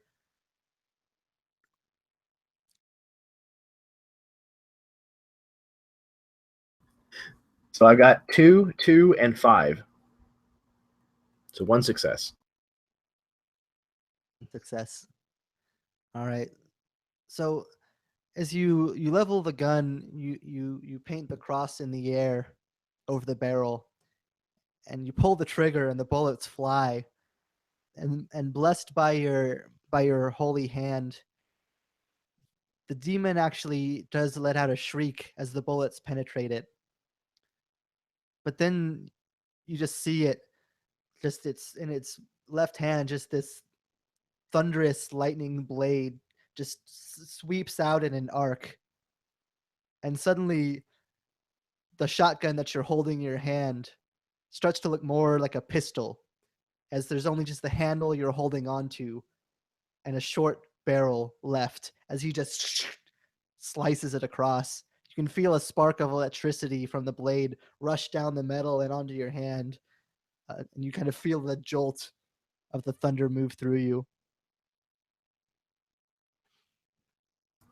Yeah, I think Albert, kind of being somewhat older anyways, this electricity actually causes his heart to stop for a second as he kind of drops to his knees and drops the gun, and looking down as his head is kind of hanging down towards his chest.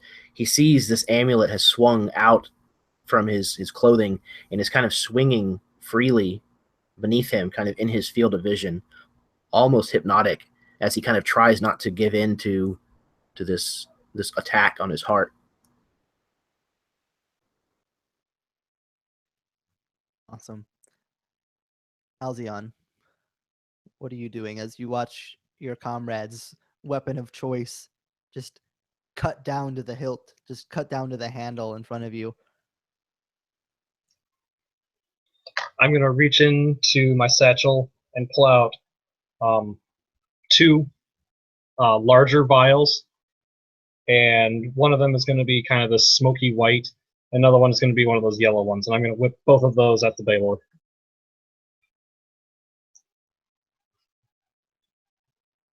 Then give me your 3 rolls. Is demon or dove? So I'm trying to really just kill the hell out of it. Ha ha ha. Demon.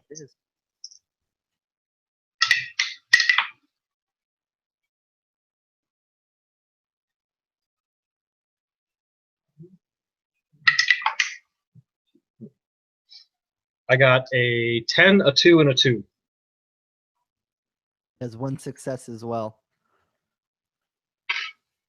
So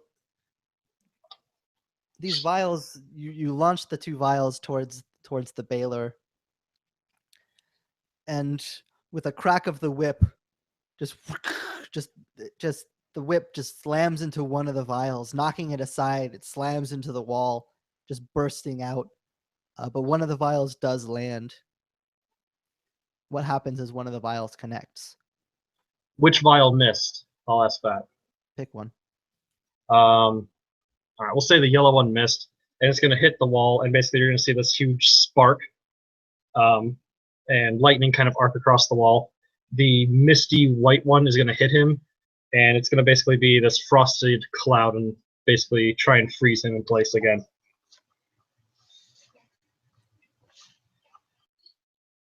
And as the kind of frost cloud hangs over, he definitely lets out a growl. He doesn't seem to be completely frozen, but he is definitely going to be slowed by the cold. The inner fire of the demon is too strong to be completely immobilized.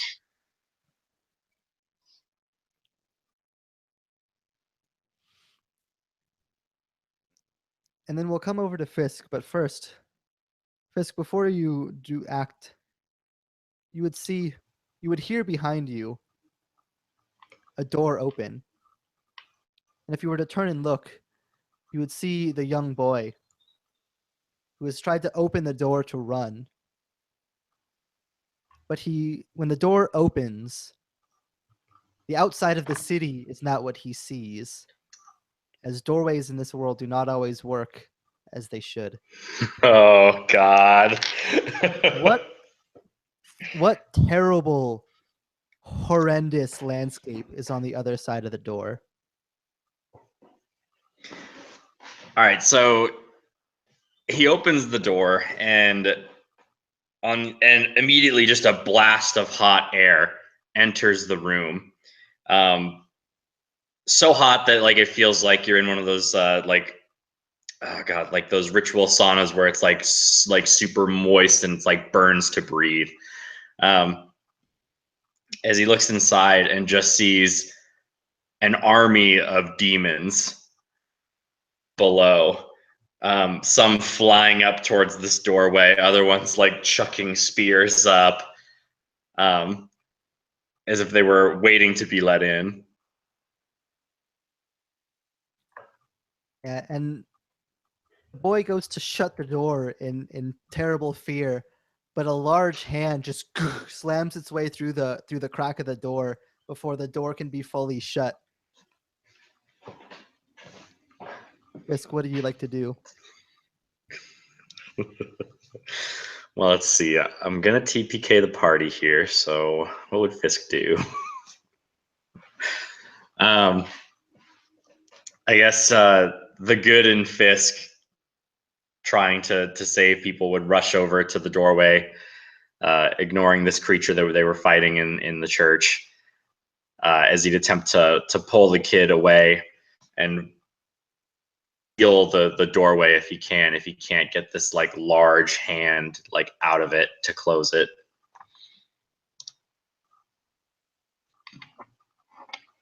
All right. And how would you like? How are you going about trying to get the door closed? So he'd attempt to like grasp the fingers of this hand and like electrocute it to try and get it to go back. If that doesn't work, he'll put the searing iron against it to try and burn it back. Although he knows that probably won't be very effective against him, so he'll stick with the electricity. Give me 2 dice. All right, not those two. 8 and 10. So 1 success. 1 success. Okay. This is rigged, man. I'm gonna give you 2 choices. You can either succeed greatly at a great cost or succeed barely at a small cost.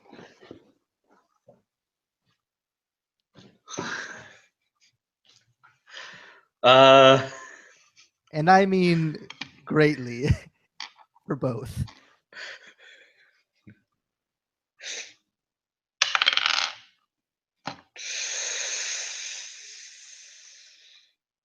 Let's go with great.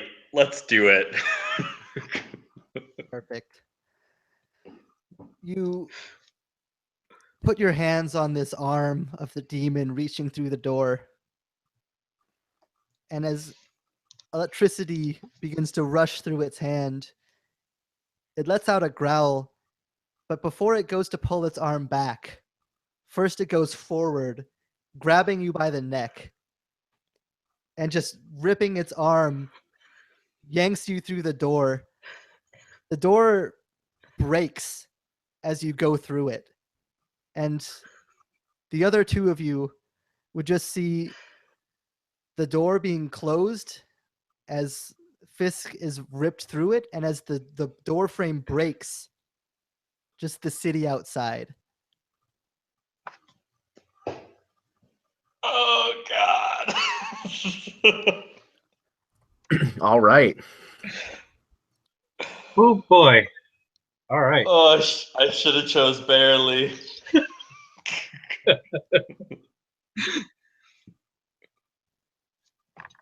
We'll get to Fisk in just a moment.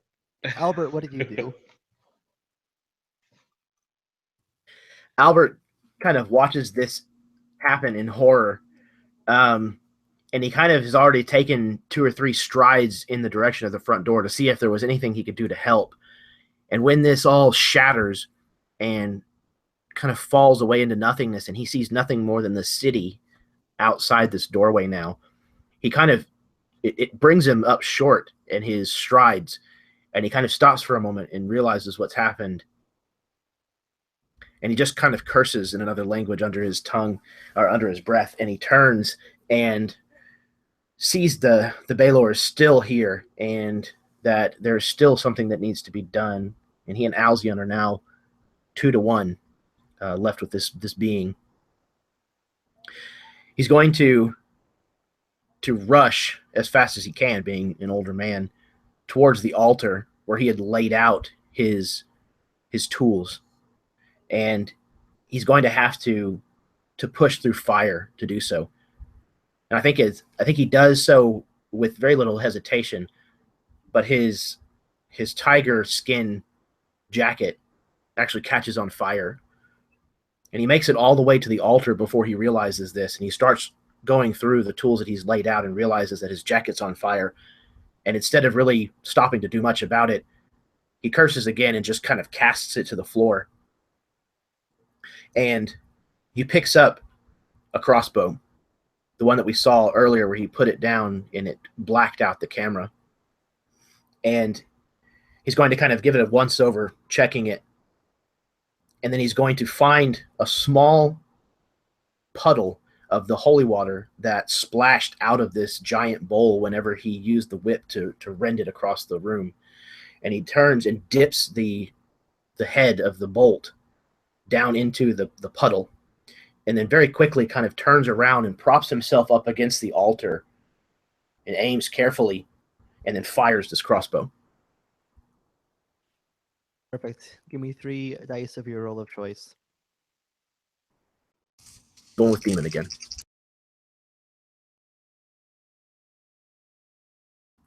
An 8, a 9, and a 10. So that's 3 successes. Beautiful. I want you to tell me how this Baylor dies.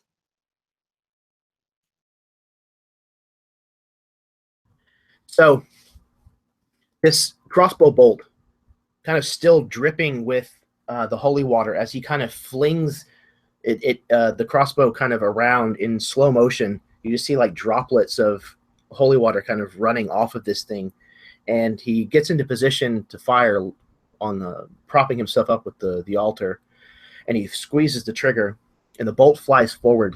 And as it does so, I think we actually see something that Alzion and I may have seen before, but we see Fisk's patron, the face of Fisk's patron, kind of in the clouds for a moment.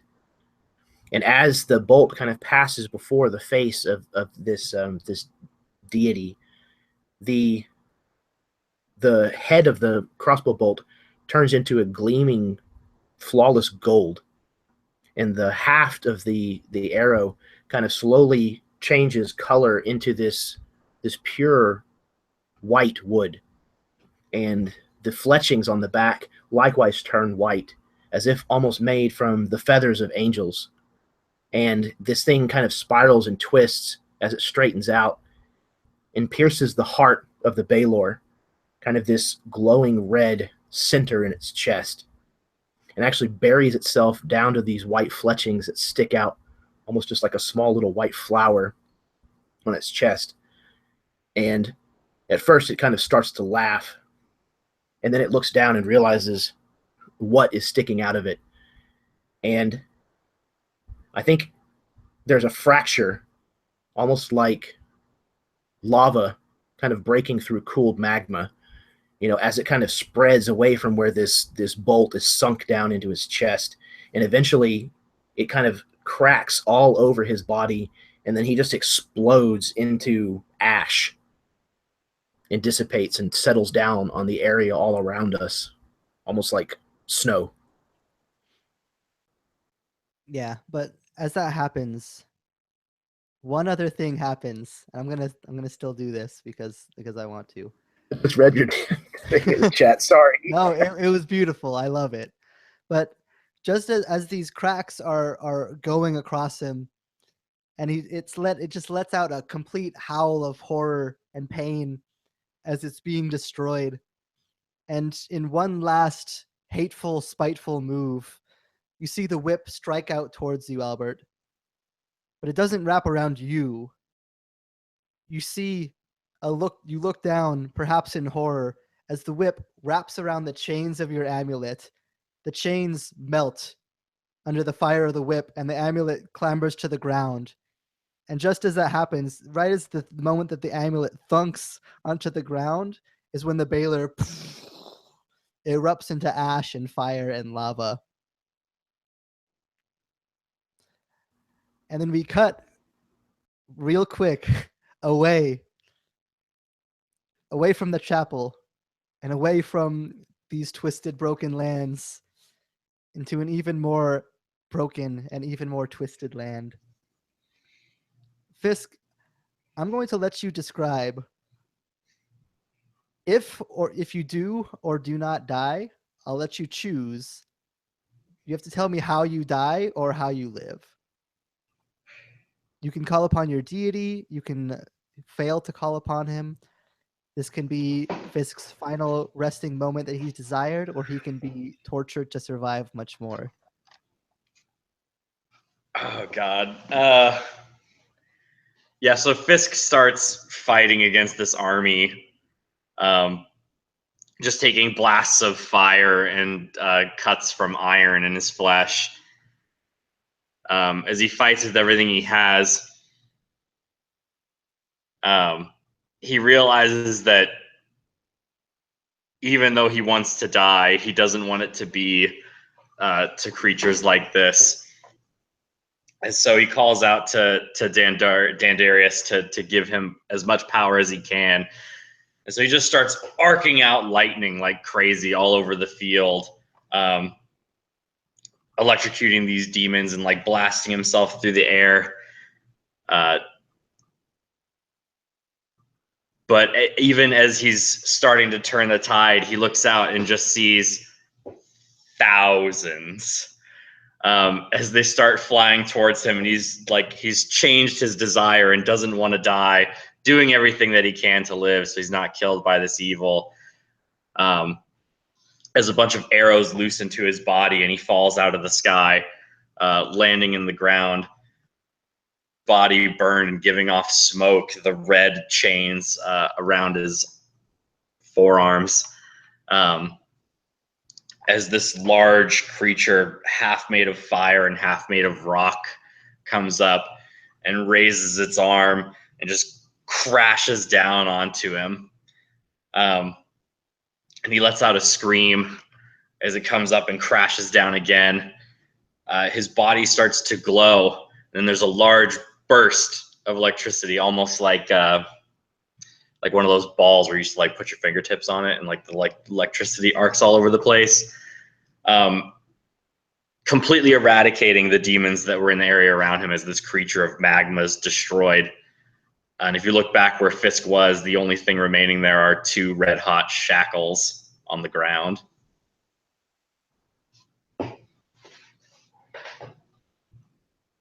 Oh man, that was awesome.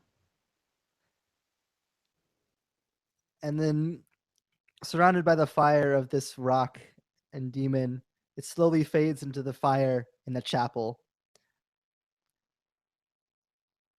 Albert, you see the medallion just clank to the ground, thudding against the stone and the carpet. And as the fire just erupts all around you, enhanced by the Baylor's death, which has caused the flames to rise even higher. What does Albert do? So I imagine the force of the whip of the dying Baylor didn't just break this chain. It also managed to pull him forward down onto his knees once again. And he's close whenever he sees this amulet clatter to the ground and the chain that was holding it kind of slowly slip off of his neck and follow it, almost kind of falling into a pile on top of it. And he kind of looks down in increased horror, even more than when he saw Fisk pulled through this dimensional portal, because he realized what's going to come next. And almost instantaneously, Alcyon can hear the snapping of joints and bones creaking and popping as Albert's form starts to change and shift. Limbs begin to elongate and bend the wrong direction, and his neck starts to elongate and extend more downward from his hunched shoulders. And he kind of screams out in pain and sorrow and turns to look at Alcyon, and Alcyon can see that his canine teeth have elongated into fangs already, and his eyes have become bestial yellow. And he turns, and with spittle kind of flying from his mouth and dripping off of these gleaming teeth, he just says, "Run!"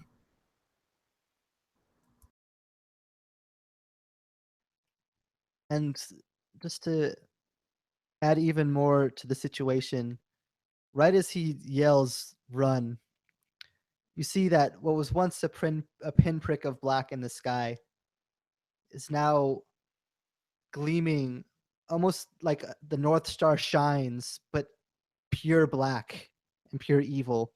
It actually casts almost like a spotlight of darkness down into the chapel.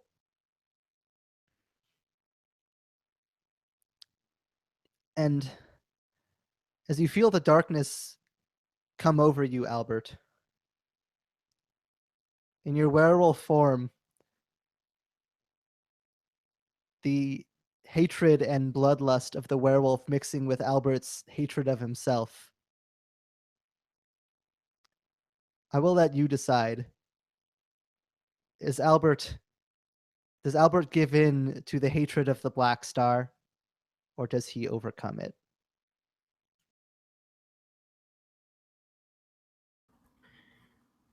If this had happened in any other moment of Albert's existence, it may have been something that he could overcome. But I think in the moment now, his hatred of self, this internal self-loathing that has now become real and manifested itself, is so overwhelming already that I think he gives in and accepts. And as the pure light, the pure blackness of the Black Star shines down onto him, as he starts to sprout into the full werewolf form, it's not just the matted fur of a werewolf that sprouts off from his skin as he normally would in this form, but instead of fur are these just long wisps of shadow running off of him like smoke of a pure black flame, just filled with the power of hatred and nothingness itself. And as he erupts into this form, it's twice the size of a normal werewolf. And just these horrendous black wisps trailing off of him. Alzion, what do you do?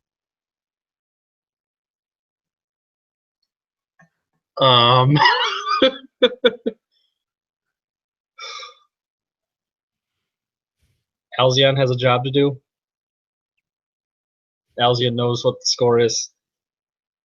Alzion is going to charge at him and draw out the small vial of the powdered Judas silver and attempt to smash it into him. And as he does it, in that same wispy voice that he has, he's going to say, "I'm sorry, my friend.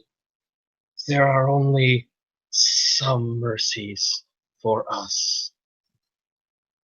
And I'm going to slam it into him. Can I make a dub roll? Do I have to roll?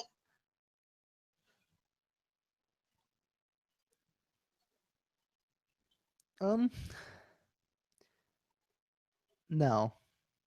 I'm gonna say that you don't. As you run forward,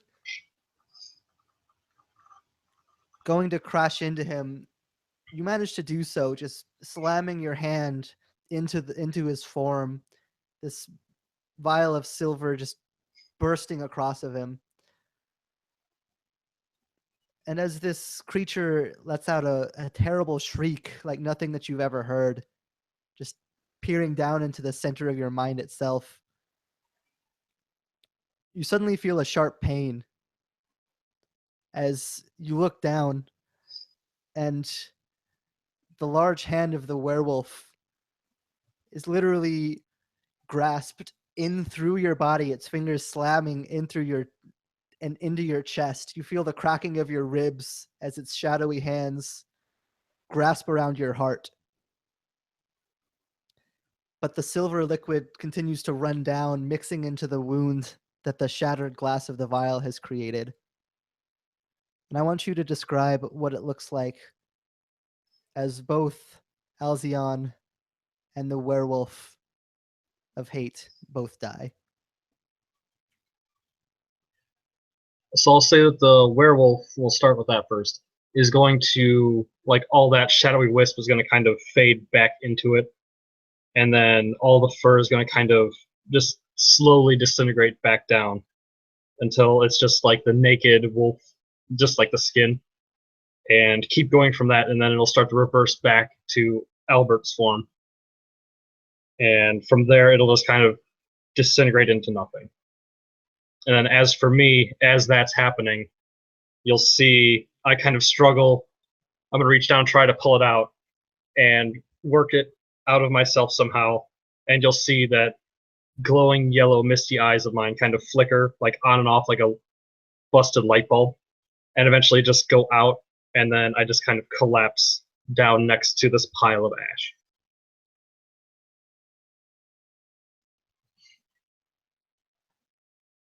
And as Alzion lay there in the ground, surrounded by the fires of the burning chapel, the pile of ash of what used to be a Baylor and now your friend Albert, the light flickering and vanishing from his eyes, as the red sky begins to move, as we move forward, time-lapsing, the red sky fading back to a dim blue, and then eventually the orange of the next day. And we just see down on the chapel and the city completely destroyed in ruins. And that's where we'll end the session. Can I add one little thing? Go for it. So I think through the rubble and ash of this building, we're kind of got a bird's eye view of it almost, but kind of close. We hear somebody stepping through the rubble, and we see a hand reach down and pick up one of the silver stakes that had come from Albert's bag. And as it kind of picks up away, we turn up and we see the teenage boy holding the silver stake, examining it, and then cut to black or what have you. Awesome. And that is where we will end this session. Wow. That was really, really cool. That was fun. God, that was what, 2.5 hours, maybe? Yeah, something like that. That's lightning give or fast, man. But it was intense the whole time. Yeah, it was. That was a very, very different, very cool experience, man. Thank you, Jeff. Yeah, these Doves and Demons games go like way outside of the way that you would like normally experience games like this, but it's in a really cool way. Very much so. Man, that was awesome. Even That was being a a blast. TPK, that was Yeah, sorry, Yeah, but not was sorry great. at all for killing all three of you, by the way. I mean, to be fair, I had a choice in the matter. true. I did too. I could have taken his advice and ran. No, I think that was the perfect ending for that, man. Should be dark and dismal. Yeah. You know, kind Yeah. of leave you with that In a feeling. dark and twisted world, victory Yeah. comes at great cost. Yeah, exactly. You know, at the end of the movie, you kind of walk out of there going, "Oh man, like Damn. That was awful. that was fun, but I need to go watch like some Care Bears or shit." Have you guys seen Rogue One by chance? Yes. Has anyone not very seen much it? so. I'll say that first, so I don't ruin anything. Yeah, spoiler warning for anybody watching Yeah. this. If anyone's watching, spoiler for the next couple seconds about Rogue One. But if you haven't seen it, go see it. But yeah, same deal. I was like, oh, it's Rogue One, we'll get to see these characters later. Oh, wait. Oh, that's right. Many died to bring them this information. And as they started dying off one by one, I'm just like, oh, damn.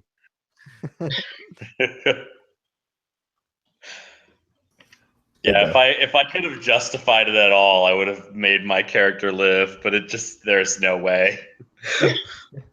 The second Jeff was like, "What's behind the door?" and that idea came to me, I was like, the second I said that,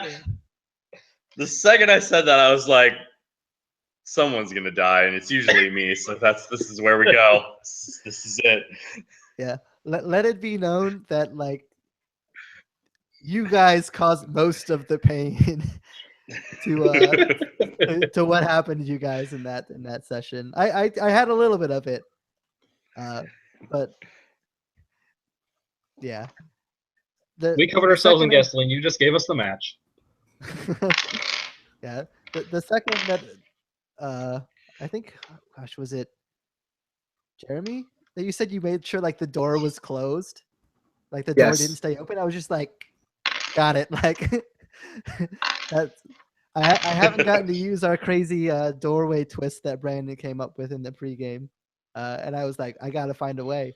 And then the second that door closed, I was like, yep. The second that opens, it's somewhere else. It's just, beautiful choice. Corey had to be the masochist that he is and make it the hell itself. The way I wrote it, it could have literally been anywhere in the city. It could have been another plane of existence. Could have literally been anything. It could have opened up to a toilet, for God's sake. No, it's the abyss. Yeah, I mean, we were in the middle of this like horrible Black Star once every 100-year ritual. It had to be a hellscape. Yeah, I understand. Oh man. I should have though totally thrown the tone out the window and just been like, you open the door and there's a bunch of beautiful women in this heavenly angelic plains with rolling green fields lit by a bright sun. Oh man. All right, so just how did you guys feel about like going to the system itself? what did you like? What did you not like? How did it feel to play the system?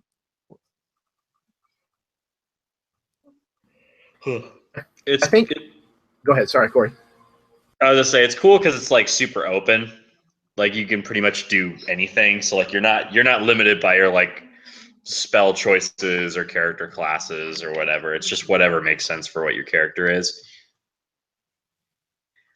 It was actually a little hard. It was like also it was difficult a couple times to like be extra creative because like you have to be so narrative with it. But I think overall it's pretty nice. Yeah, I agree with that. It's just really fun, really streamlined down to, I mean, it's one number. It doesn't get much simpler than that. It's one number. So I loved it. It's great. Jeremy, thoughts on the system itself? Yeah, I agree with what Corey and Brendan have both said. It's one of those systems where it gets out of the way. It tries to get out of the way, and it's still informative because you've still got that very clearly defined defined border of you're either doing this or you're doing that, and it kind of leaves a lot to interpretation about what action you're going to attempt figures into what mentality or approach, if you will. And I think especially for a game that is a one shot or short like this, I think that's really, really nice because you're able to cram, again, 2.5 hours of, solid action and role playing that in any other system I can think of would have taken at least 4 hours to chew through. So we managed to tell a complete and satisfying story in a fraction of the time because the system was so sleek. Yeah, that's something that I really like about the system. Like you were saying, I can never really see this type of thing being like a campaign or like a 5-hour session or like some big thing like that. But it's so like it knows exactly what it's trying to be and it does exactly that, which is like it's really cool. So just for these little games, like 2 to 3 hour games, just pick it up and go. Character creation takes like 5 seconds. Like it's super easy to pick up and just go. And as a DM, it's super easy to just kind of like get into the flow of like the setting and then just kind of like, I mean, most of that was just basically all on the fly. Oh, since we're here now, the story that I rolled up, by the way, was a Baylor is trying to become the body of a god because that will grant it immortality. That is what I Nicely rolled done. up with the D6s that you guys gave me and the D6 that I rolled. That's what I ended up with. Yeah. Nice. And I think that was apparent in the story that you gave us, but you also did enough to it to make it feel like you put your own stamp on it. You made it your own, which is something that the DM I think should always do. Yeah. So you did it well. It was a lot of fun. All right. Well, I'll go ahead and get the broadcast pretty close to wrapped up here. Just real quick, any final thoughts about the game? Anything you want to plug? Starting with Jeremy. Yeah, I mean, I can't really think of much else to say about the game. Just once again, just kind of touching on how fantastic of a DM you are, Jeff. It's a pleasure to play under you and to kind of watch you work. Playing a bunch of games where you and I are players side to side, or where I may be running you. So it's nice to kind of have the roles reversed. Then Corey, I think this is the second time that we've played together. I think the other was also in Just Game, if I'm not mistaken. Yeah, and dude, for only being in the hobby for 2 years, like you must have had a hell of a teacher in Jeff, and I'm not all that surprised. But yeah, he's done a good job, kind of. Teacher's not quite the right word. We more learned up alongside each other, but sure, fair enough. Well, Yeah. You guys have done a good job with each other then of fostering what I see as good behavior at the table. Being creative, being supportive, adding to other people. So yeah, bravo on that for sure. And then Brandon, this is the first time I've played with you. It was an absolute blast, man, and I'd do it again anytime. So thank you very much for having me once again, Jeff. And yeah, go to the AppTab group for those of you who are watching. Absolute Tabletop official group on Facebook. I cannot recommend it enough. It's a incredibly supportive, creative, intelligent, knowledgeable group of people. It's probably the best kept secret on the internet. So yeah, get over there and get in a game like this. Absolutely. Thank you. Yeah, of course, always a blast to play with you. Uh, on any side of the table that we both may end up on. All right, Corey, the one who I always let just thank you just real quick. Thank you for being the player I can consistently rely on to make his own life miserable in game. It's great. But go ahead. Anything you want to say about the game? Anything about you, or anything you want to plug? Yeah, the game was great. I've heard of Lasers and Feelings before, and then this was fun to play into with like that bit of a darker theme. And then yeah, thanks for playing, Jeremy. We played that one game before. What I think is really great is like when you see people play one character in one game and then see them play like a different character in another. It's like, I don't know, it's really neat for me to see like the breadth of people's character choices and acting chops and all that. So that was pretty fun. But yeah, great game, and thanks everybody for playing and showing up and all that. Absolutely. Brandon, any last thoughts? It's the first time I've ever gotten to play with you or be involved with you. So thank you for being here. It was fun. Anything you have to say? Yeah, just I mean, really, thank you for letting me join you guys, and I really had a real big blast playing this game. I will say, as far as like the Absolute Tabletop group on Facebook, my home group that I used to play with kind of disintegrated, fell apart, and I've been trying to find other ways to play games. I found some other guys online to play with, but that group also fell apart. So maybe it's me, but anyway, but getting in with the Absolute Tabletop group and getting in with people who are running games, like there's always a game, like every day, every night there's a game, someone's running something. It's great to finally be able to like, hey, I want to play something this weekend, find something and play it. So I'm really enjoying that. And as far as the game Devils and Demons tonight, I just got Diablo 3 from a friend. So this was a lot of fun.